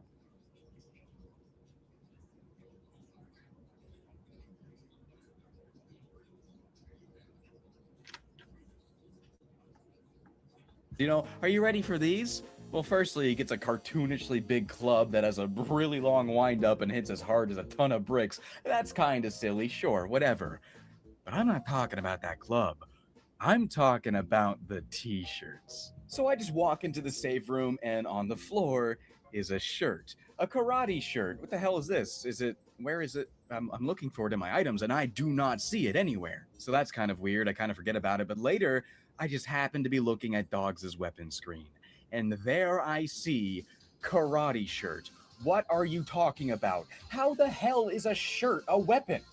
Oh, he just knows karate when he's wearing it. Would he absorb the knowledge through the cloth and fabric? What are you talking about? No, yeah, you just put this thing on, he's throwing out chops and karate kicks. And that's not even it either. There's also a sumo shirt that has him throwing out palms of fury. What There's a wrestling shirt too? Oh my god, this has got to be one of the most absurd weapons I've ever seen in any survival horror game I've ever played in my life. Well, at least if you're not counting like a bonus weapon or joke weapons, because no, like this is just the regular stuff you find in the main playthrough. I didn't really end up using these much though. Elliot's melee is just way more effective. At least I thought so. And dogs also can't have a gun equipped at the same time either, which is a shame. I love how silly this is. I wish I actually had more reason to use it. Every time you defeat an enemy, they'll drop a bunch of coins. Yeah, like it's River City Ransom or some shit. Oh my god, the coin sounds. Again, why do they stack the sounds like that?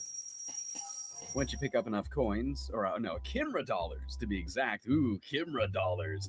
You can then exchange your Kimra dollars for a wide variety of quality Kimra products. So yeah, there's a currency in this game, just like Resident Evil 4 had. Except instead of a spooky merchant, you buy literally everything out of vending machines. Food, Hassie, shotgun shells, napalm, all the basic needs of a shining member of the Kimra corporatocracy. Now, this game having a currency is certainly a double-edged sword. And I'm talking a big-ass sword here because on one hand, yeah, it does create a reward for dealing with enemies, one that gives the player the freedom to pick and choose which resources they see fit. And that's great. It lends itself to replayability, it lends itself to tenseness and player choice, and that's precisely why this idea works so well years down the road in Resident Evil 4. But then you look at the other hand and you realize, oh wow, none of that matters because almost every single enemy in the game respawns indefinitely. If you kill a monster, leave the room and come back, they're just alive again. Every single time. It doesn't matter how many times you kill them either. They will always come back. This is like how not to do survival horror 101. With limited resources comes limited things to spend your resources on, right? That's why there's only so many zombies. Oh, ho, ho, ho, ho, ho. Nick just dropped in a $5 super sticker right there. A little Hiya Shiba Inu right there. Go blue indeed. Go blue indeed. Helping making this stream all worth it, all worth it, all worth it. With supers and gifted memberships and all that. Can we get a trifecta tonight? Can we get a trifecta tonight? Can we get a trifecta going on tonight? We got supers. And now let's just see. Guy2272 just got a channel membership gifted thanks to Nick right there. Ole, ole, ole, ole. Ole, ole. Ole, ole, ole, ole. Yes. Walking in a hat in Wonderland. Ha-da-da, looky hat-on. Nick says, gotta go. Have a good night, everyone. All right, everybody wish Nick a good night there. Thank him for going out there and helping boost up our business here tonight. Oh, yes, oh, yes, oh, yes, oh, yes, oh, yes. Cheer it on and cheer it on and cheer it on some more.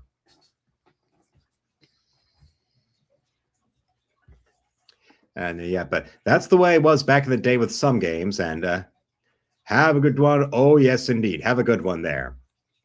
Although all this bit of the review reminds me is that I've never actually played Resident Evil 2.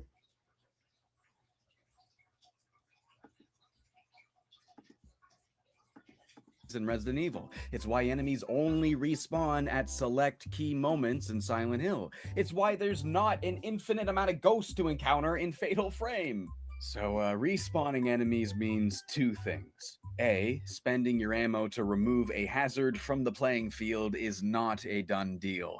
Those resources you spent only benefit you until you leave the room, meaning it's actually a waste of ammo half the time, and you're better off just running past most of these fools. You're just gonna come back anyway, why spend the ammo, right? And, oh yeah, B, that also means infinite money, baby! So you can just actually grind a mountain of Kimra dollars, fill your frickin' boots with Hassie and ammo, and you're pretty much invincible. I'm slamming back assies, I'm slamming back assies, you cannot stop me at all. Slamming back assies, I'm slamming back assies, and that's how I'm invincible. This is kind of ridiculous. There's multiple spots in this game where I found a really good grind room, and I would just keep reloading and unloading again and again and again and again and again. Hassie Master, gimme. Nobody's ever drank as much stuff as me, and that is an objective fact. Wait, how many of these a day are you supposed to have?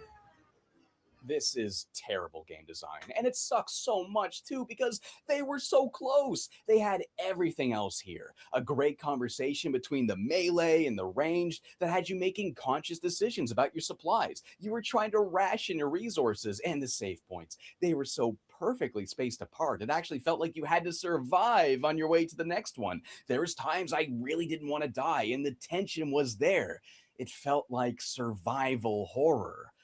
But the moment you do something like this, Well, that's weird because the only Resident Evil game I've actually played was Resident Evil 3. Yes, we rented Resident Evil 3 from Blockbuster, and it was amazing. That's why I don't hate that one like other Resident Evil fans do. Actually, that's one I have the most fondness for because it's the one I have the most connection with because I actually played the damn thing. The rest, it's all from walkthroughs and watching, streams of it. Of any of the other RE ones.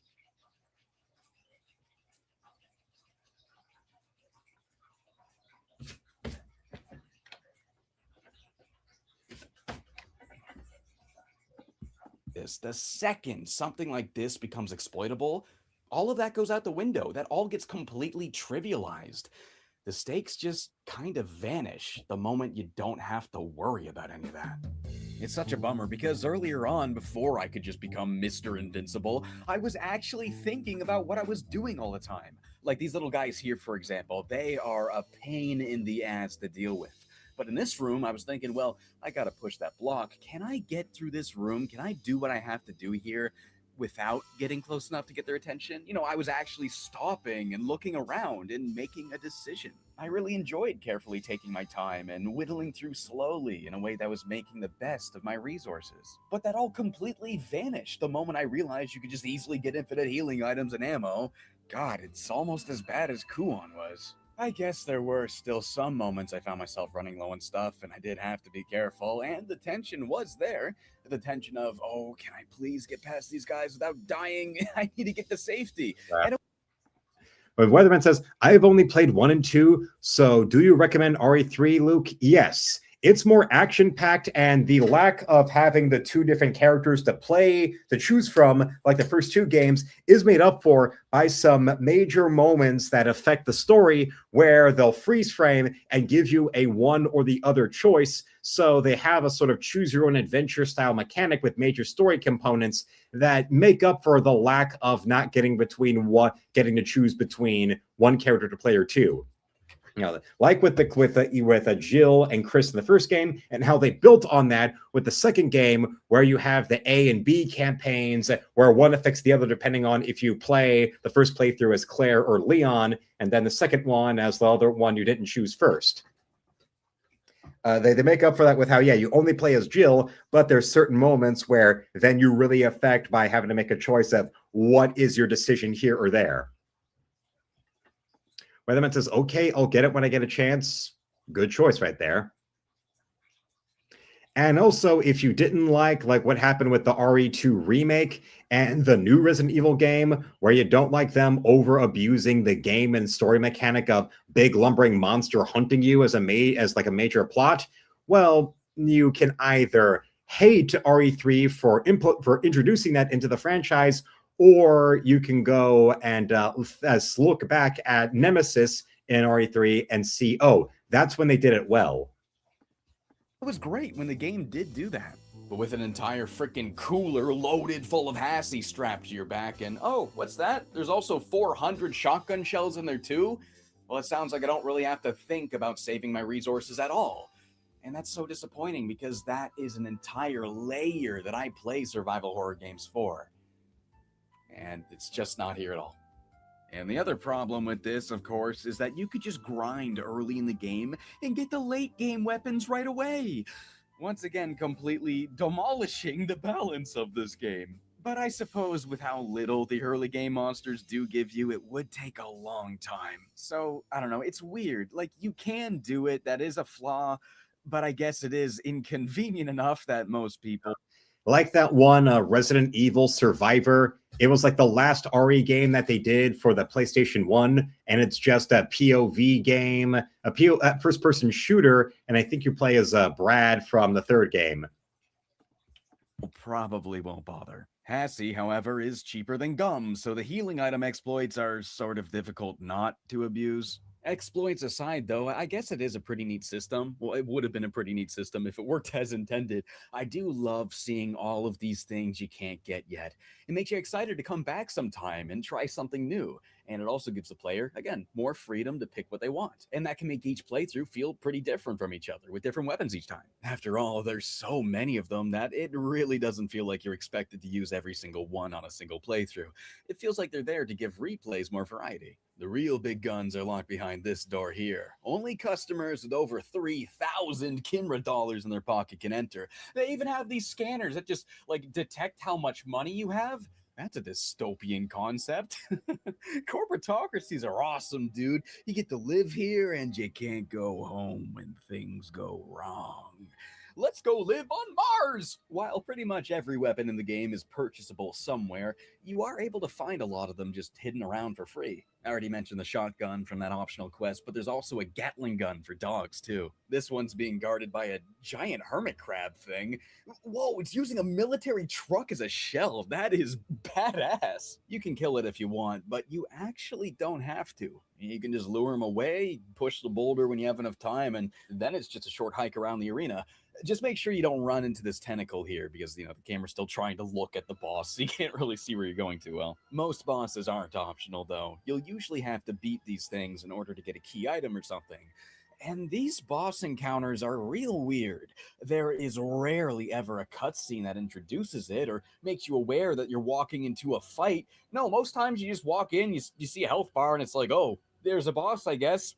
It's just kind of standing there. They're not the hardest fights in the world or anything. As long as you're good enough at getting out of the way and keeping your distance, you shouldn't have too much trouble. Also a great time to bust out those big guns. That napalm makes short work of a lot of them.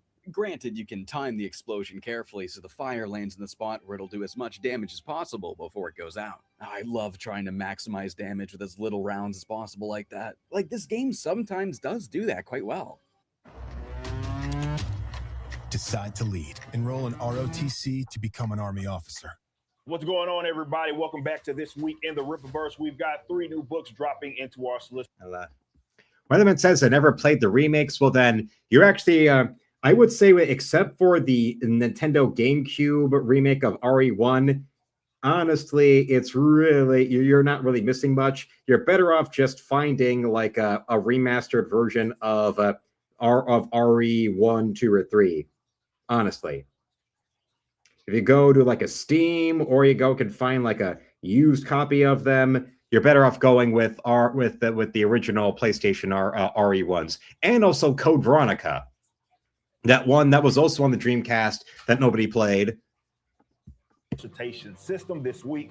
First 1,000 orders, as you know, your character card. Let's get right into it. First up, we have Northka, Glorious Death, number 2. Now, if you read the first book, you know that we started with this Norse-inspired realm of Asgard with Valadan's family, but this time we're shifting the focus to Takari and the African folklore-inspired realm of Nyandala, written by me with art by Ronald. Finding survivors is another way you'll often find key items. You got this dude here trapped in a random tram car, a random shop employee, he gives you a key card. Do you have the card key to the freezer warehouse?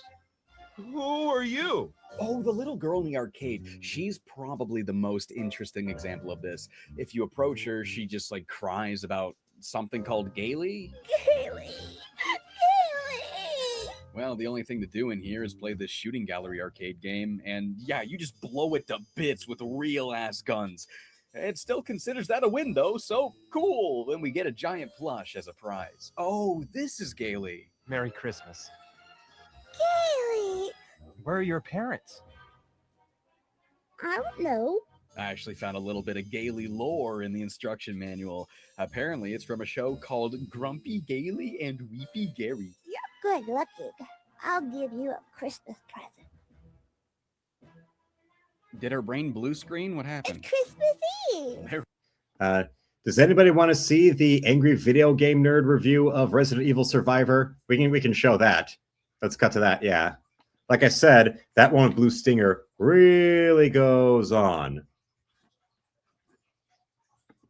We'll cut to the chase with AVGN.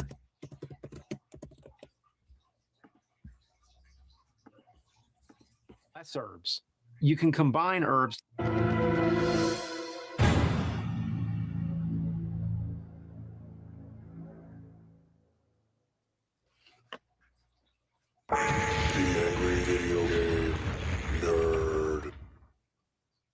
Capcom is a name that needs no introduction. In the 80s and 90s, Capcom was one of the most dominant companies in the arcade and home console market. You'd be hard-pressed to go somewhere in public and not see a Capcom machine or one of their games at somebody's house. In 1993, Capcom began development on a new game with a focus on horror. Originally conceived as a remake of the 1989 horror RPG Sweet Home for the Famicom, Capcom put Tokuro Fujiwara, the game's original director, in charge of the project. Fujiwara made his name in Capcom as the producer and sometimes director of a ton of great games such as Ghosts and Goblins, Bionic Commando, DuckTales, and Chip and Dale on the NES. Hell, he even produced almost every Mega Man game on the NES and SNES. Best of all, though, he produced the classic Street Fighter 2010. Hot damn. To direct the project, Fujiwara chose Shinji Mikami, the designer of Disney's Aladdin and Goof Troop on the Super Nintendo. Yeah, no joke. Who would have thought that the designer of Goof Troop would go on to create one of the most iconic horror series ever made? And also the cover art to that original version of Resident Evil right there. That cover art was actually done by Bill Sienkiewicz, of all people. Yes, Bill Sienkiewicz of New Mutants and Moon Knight fame. The guy that single-handedly made abstract expressionism something you could do in mainstream comic book art. In '96, Resident Evil came out. The game revolutionized the horror gaming genre, even going as far as coining the term survival horror. The series is still going strong today, spawning a shit ton of sequels, as well as a movie that also spawned a shit ton of sequels. But today, I want to focus mainly on the PlayStation 1 era of Resident Evil. The game's focused less on all-out combat and more on conserving your items. This adds a lot of tension because if you run out of ammo, you're fucked. This is where the survival part of the genre comes in. It's about escaping rather than fighting. The controls take a lot of time getting used to. I've referred to them in the past as tank controls because pushing up makes you move forward no matter what direction you're facing. Pair this with the camera angles and it's real disorienting. I fucking hated the tank controls, but looking back on it, it did nothing to hurt Resident Evil's legacy. One thing I find funny is at the end of every game, you trigger a self-destruct timer. It's like they couldn't come up with any more ideas how to end the games, so they just rehashed the ending of the first one. After making the first 3 games for the PlayStation, Capcom set its eyes on the new systems that were on the horizon. From here on out, Resident Evil was going next gen. Except for one last game on the PlayStation, Resident Evil Survivor. The game came out in 2000. By then, a real Resident Evil sequel called Code Veronica had already hit the Dreamcast. Not to mention, the PlayStation 2 was only a few months away. So basically, this game is kicking the PlayStation while it's already down, mainly in the balls. This game is... You hear that?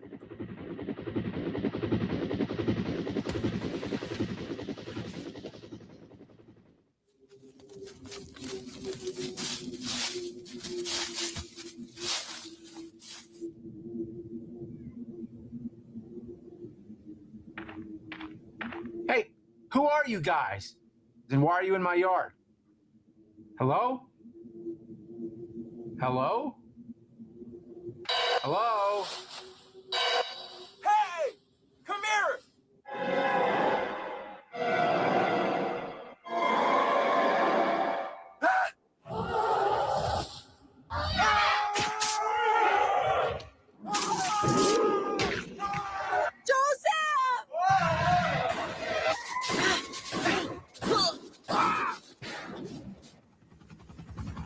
No! Don't go! Wow. What an asshole.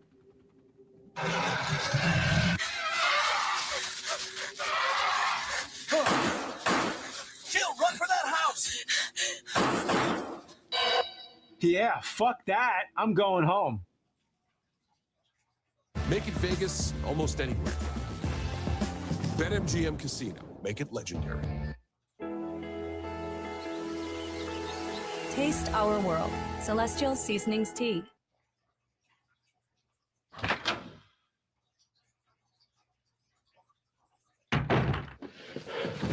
You see that shit? Well, I guess I gotta explain. The Umbrella Corporation, they moved in next door, set up a secret lab, and now there's monsters and stuff, and I don't know what to do. Well, I guess I'll pop in the disc, play some Resident Evil Survivor, have a pint, and wait for all this to blow over.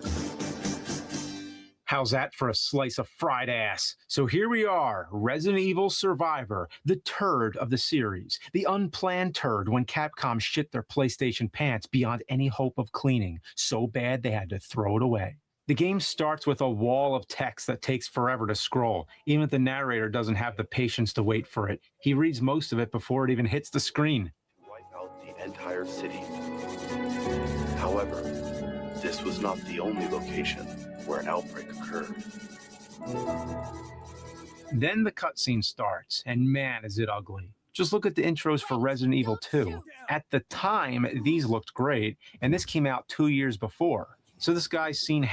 And remember, the miracle that those saviors pulled with the port of Resident Evil 2 on the Nintendo 64, where they were able to get the entire game on that one cartridge. And remember, Resident Evil 2 came with 2 discs, and it, with all of the full motion cutscenes, all of it wound up being fit onto a single Nintendo 64 cartridge.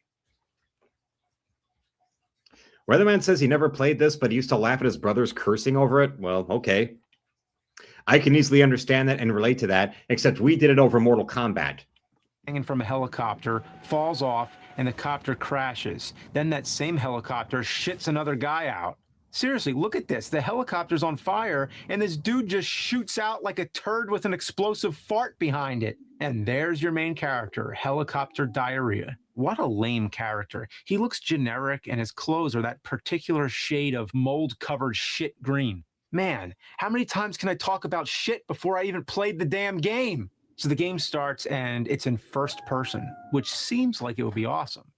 Yeah, a first-person Resident Evil game sounds like a great idea on paper. Too bad it's on toilet paper. You know, I've probably talked about shit more times than I've actually shit. But it's a fact that when they wrote down the idea for this game, they wrote it on toilet paper. Toilet paper that was already used. All right, let's get on with this. The main problem is they kept the controls of the other games. Also, to fight, you have to hold down R1 and move a cursor on your target. The game was originally made as a light gun shooter with GunCon support, but that might have made the game somewhat decent, and that's obviously not what they were going for here. You run into an alley and fight the first zombie, and it's awful. You shoot him 4 times, he falls awkwardly and shits a key out. Seriously, look at it. It comes out of his ass. You know, I'm starting to notice a trend here. The zombie shits out a key, the helicopter shits out the main character, and Capcom shit out this game. After you pick up the key, you choose between 3 doors. Each one brings you to a different location. This place, some kind of movie theater. Here you come to your first puzzle, if you even call it that. In the older games, you had to solve puzzles to find certain items and open new paths. Some were easy, like pushing blocks to make a bridge, but others you'd have to use a little more thought, like pushing buttons in the correct order to find an item. Resident Evil Survivor, however, just has you find an item in the same room and use it. Here, you find some film and put it in the projector. Afterwards, you run back to the theater, and there's a key for no reason. So you get the key and leave the theater. Then you encounter some zombie dogs and a ringing phone. The phone hang up? How about the fucking game turn off? At this point, the game starts throwing a variety of enemies at you, but you always face one type at a time. There's a mix of monsters from the first 3 games, like these jumping lizard guys called hunters, giant spiders, birds, and lickers. Yeah, that's their name because they have a giant tongue they lick you with. Real clever. Sometimes you run into this big asshole. At first, I thought he was the boss, but he's so easy and he shows up a lot. At one point, you're walking in this dark cave or something, and there's like 10 of them. They give you ammo when you kill them by shitting it out, of course. The same guy shows up in Resident Evil 2, but there, he's scary. He stalks you all throughout the second scenario. He even transforms in the end and becomes the final boss. But here, he just walks around like he's lost and lets you shoot him. Seriously, I kill every one of these guys and barely ever take a hit. So anyway, I head into this library and there's this tiny bald guy who calls you Vincent. He tells you that this is all your fault, and then he runs away. I sense a twist. It turns out that the little guy is the janitor of the fucking sewer, and he actually lives down there. You find this out by reading his diary that's just left on a desk. Dear Diarrhea, I'm the biggest fucking loser in the whole world. Through reading it, you also discover the main character is the evil Vincent, a high-ranking member of the Umbrella Corporation and the man responsible for the outbreak. What a twist. I am Vincent. It was all my fault. Then a kid walks in and dances like he has ghost peppers concealed in his you-know-where. The character animation in this game is laughable. They all look like they're doing the robot. Even the zombies are animated like shit. When you kill them, they fall like a sack of bricks. Wow. Either there's some frames missing, or a gravity rift opens and thrusts them to the floor at the speed of light. It's hard to believe, but the voice acting is the worst of any Resident Evil. I know people joke about the first one. What is this? Wow. What a mansion. That was too close. You were almost a Jill sandwich. You're right. Everything was plotted from the start by Umbrella. Enrico! But listen to this. Oh, can you hear me? Who are you? What are you doing? Answer me! Umbrella. So this is where the city is controlled from. There's a prison area with a bunch of naked zombies everywhere. Of course, you find a bunch more diarrhea. This one's from a prisoner that says he was abducted by the Men in Black. Oh, does that mean Will Smith and Tommy Lee Jones work for Umbrella too? After the prison, you go into this office building and get to see probably the funniest cutscene in any game ever. It starts off with a voice message from Vincent's mom. Vincent, it's me, your mother. My mother? Vincent, please, listen to your mother. I want you to leave Umbrella. I want you to stop performing those terrible crimes and just come back home. That's in the finished game. Next, you get the worst run cycle ever. Look at that. The kid runs full force and only goes like 3 feet. Was this really the best they could have done? So you chase these little bastards through a river or something, and you run into these weird vibrating giant spiders. I think they glitched, but I played through this part a couple times, and it always happens. The game I have is in near perfect condition, so my only conclusion is they're meant to just vibrate. After that, you get to the kid's house. There's some items here, including herbs. I forgot to mention that herbs are the method of healing in the Resident Evil series. The programmers of this game should have smoked less herbs. You can combine herbs together if you have an hour of free time. Just look at this. I picked up a red herb and I want to combine it with the green herb to make a full heal. I select the green herb and then have to find the red herb. The scrolling takes forever. In the older games, it was like 2 seconds. Also, I feel the Resident Evil way of using items was always weird. First, you find an item and check it, and then it asks if you want the item. Well, considering I went to pick it up, I'd say I fucking want it. Imagine if that's how it worked in real life. When I used to think about taxes, I would just cringe. I used to use a CPA. I would just send all of my paperwork and trust that they did what was right. TurboTax was a breath.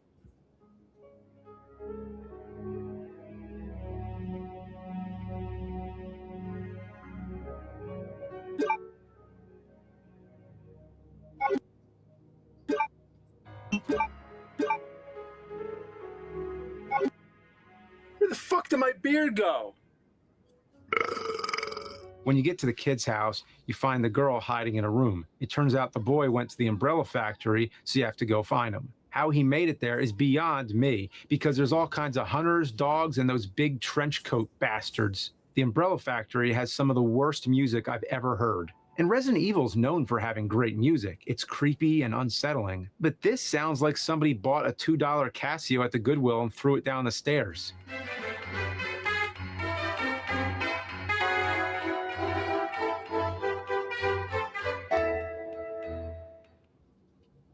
How are they okay with this?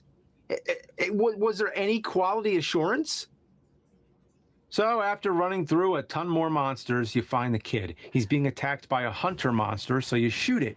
And now the kid loves you. Please forgive me. What are you talking about? It's not your fault. Vincent is the one who caused everything. Well, I mean, You? What do you mean? You're the detective. Your name is Ark Thompson. What? So it turns out you aren't Vincent. You're some dickhead named Ark Thompson, and you were acting as a spy to expose the Umbrella Corporation. The guy dressed in white who fell from the helicopter is actually Vincent. What a twist. This is where the game's writers make the lousiest attempt possible to connect this game to the Resident Evil canon. That's right. At the request of my friend, Leon S. Kennedy, I came here to investigate. Oh, yes. I remember everything. That's right. Leon from Resident Evil 2 is this asshole's friend. Leon was probably sending Ark there to die. Also, I find it weird he calls Leon by his full name. Who the fuck does that? And this is internal monologue. He isn't talking to anyone. So you send the kid by himself back to find the girl, and they're supposed to meet you at the evacuation route later. Oh, and cue that self-destruct timer. The self-destruction system has been activated. Now, I've only been playing about an hour, and I'm at the end of the game already. Compared to the other Resident Evil games, this one is easy as fuck. This is my first time playing through, and I'm about to beat it. Sure, I've died a couple times, but this game has continues instead of ink ribbons like in the other games. I guess that's one good thing about it. The only good thing. Anyway, the last area is the same as the rest. Find an item, open a door, and run through. This time, however, the weird sewer janitor comes to kill you because he still thinks you're Vincent. Too bad he gets killed by this Naked Claw guy. I know he's called the Tyrant, but I like Naked Claw guy better. Like every other thing in this game, he's easy. He runs around swiping at the air until he dies. Or does he? On to the next room where the two kids are somehow already at the evacuation train waving. So let me get this straight. This kid has time to run all the way back to the house, get his sister, run all the way to the factory, and find the train all before you do. And plus, there's monsters all over. Either these kids are really badass or Ark Thompson is a huge pussy. I'll let you decide, because I already have. To move the train, you have to run and hit a switch that's right next to it.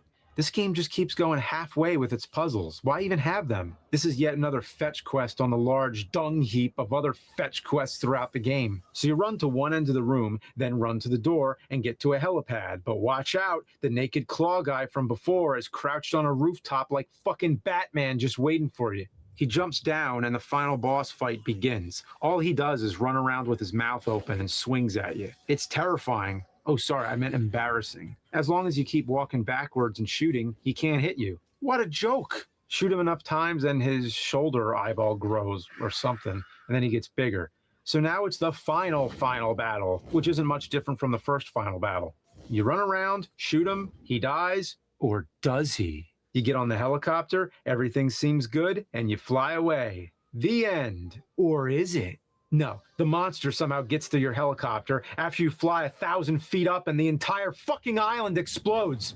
It makes no sense, but what happens next makes even less sense. So you shoot him with a missile and then shoot a missile into the other missile, and now he's dead. The helicopter does the most awkward flyby and the game ends. Or I'm not really a cupcake, but I am super baked, thanks to Mood Can. Mood is third-party tested, so you know it's safe. And it ships legally and discreetly to your door, so you can say hi to your neighbors without... does it? No, it does, for real this time. There's the credits. Oh, and to answer my question from earlier, according to the credits, there was no quality assurance. No game testers at all. And that means no one checked this game before it came out. What a surprise. After beating it, you have the option to save the guns you found during your playthrough for another run. There are different story segments depending on the route you take, but I give 2 less shits than I did before. All it changes is who gets killed by the Naked Claw guy. So I guess it's an attempt at adding replay value. Replay value. But is it replay value if you never want to replay it ever again? So if you have an hour and a half to spare and don't value your time on Earth at all, then you can run through it a second time. But me, I'd rather huff the anal exhaust from an elephant. The self-destruct sequence has been activated. Repeat, the self-destruct sequence has been activated. This sequence may not be aborted. All employees proceed Oh, no. to the emergency car. Oh, those assholes must have triggered my neighbor's self-destruct system. I gotta get out of here before everything explodes! 5 minutes until detonation. All employees proceed to the bottom platform. All employees proceed to the bottom platform. All employees proceed to the bottom platform.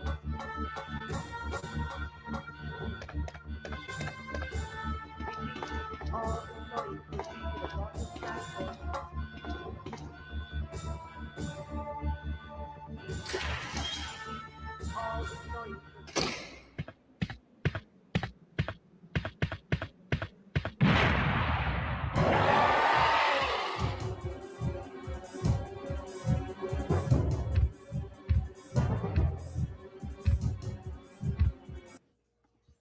Weatherman says, okay, need to go. I got some things to do. Later on, have a good one. All right, everybody, wish Weatherman a good night. And of course, let's all remember and to promise Weatherman that, yes, his second copy of issue 2 will be coming. It will be sent out to him tomorrow.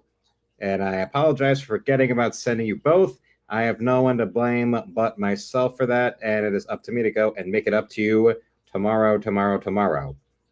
So cheer him on. Give him a good time. Tell them all to have a good one later.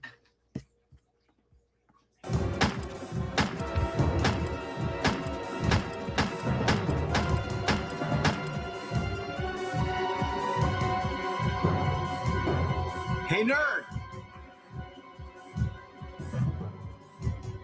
Take this!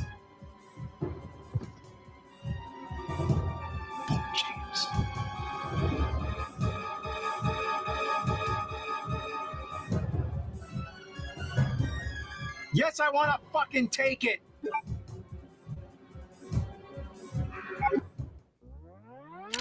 Lights out, bitch!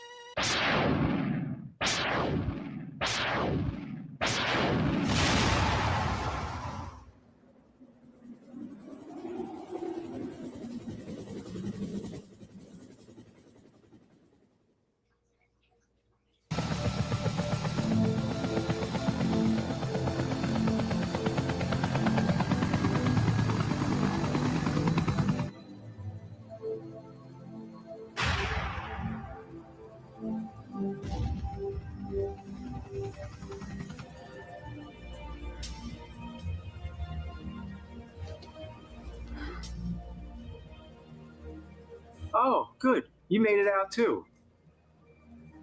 Well, thanks for destroying my fucking house! Either way, Chris wins at life because he's got Jill with her head on his shoulder. Any man who gets to go and be there with Jill Valentine, it is absolutely positively beautiful and glorious and perfect. And I know we all wish we could have Jill with us like he does right now. You fucks.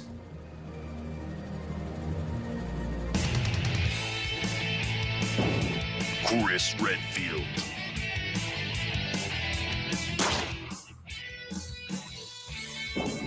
Jill Valentine. Barry Burton.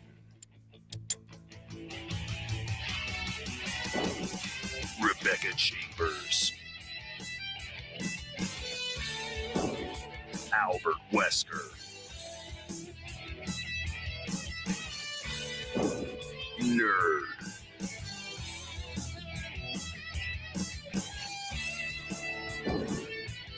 The Angry Video Game Nerd.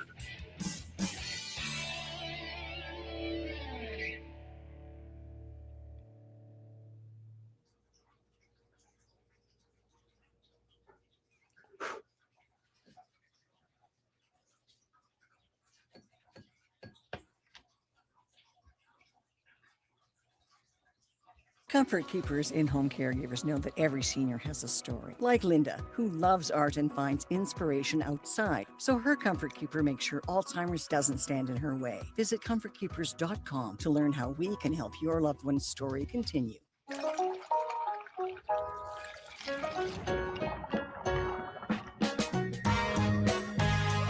Real cocktails, perfectly mixed. Cutwater. Baby, you love calling.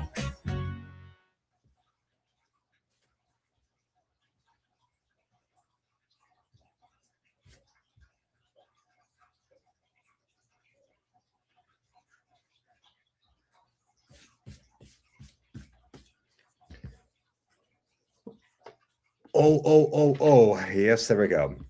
Yes, Chris is the winner of all this. When you can go home with Jill Valentine, then it means you are the winner.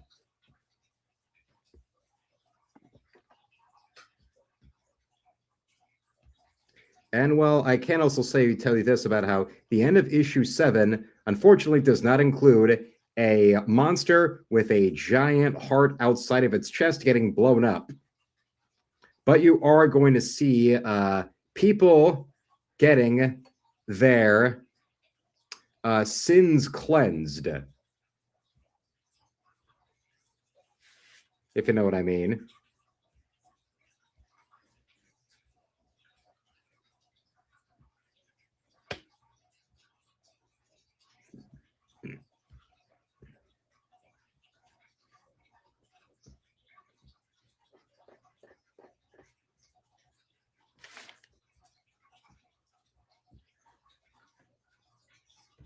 Just getting rid of all these little pencil marks right here.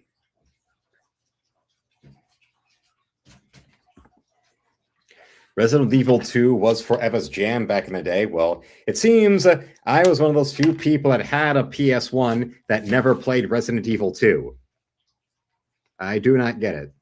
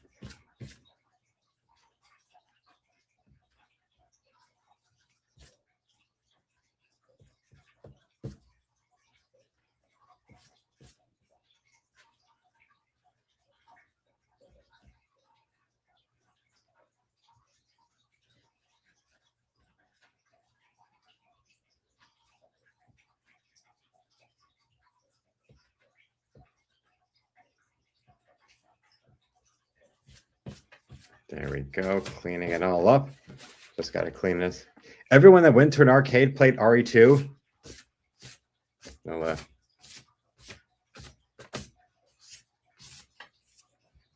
and it appears, well, you're loving her smirk. Well, that's all right. I certainly hope so, because she's about to go and uncover something that is going to lead to a lot of people getting a lot of pain. Because she really knows how to make the right kind of people who've done wrong things really hurt.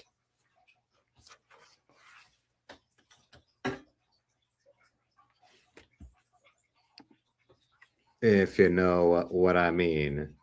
Yes. So, here is the page all complete, page 17. Oh, yes. So, for you all, ladies and gentlemen, boys and girls, this is the last call. The last call for super chats, the last call for channel memberships, and the last call for donations into my store. Bring it on up, bring it on in, bring it on down. Oh, yes. Because this is magic, you know. And remember, we only got another 7 pages left to go of doing this. Only another 7 pages. So let's get it ready.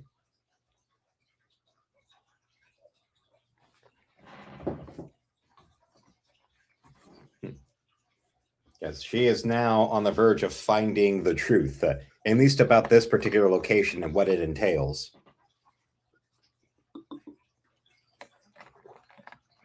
So give yourself and her a good time. Oh, yeah.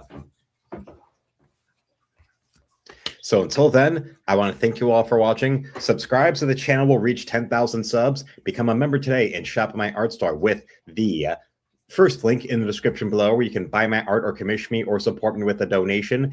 Or besides that, you can go and buy a copy of my comic book Encrypted, where a copy is $5, an autographed copy is $10, an autographed and sketched in copy is $20. Or you can go and get a 1-year subscription for $60, or 1-year subscription with your copies autographed for $90. Tomorrow, I will have shorts available at 5 p.m. Eastern, 5:30 and 6. I'll have a new video at 6:30, and I'll be live again at 10. So until then, felines, slam it, lick it, suck it, and see you, Space Cowboy.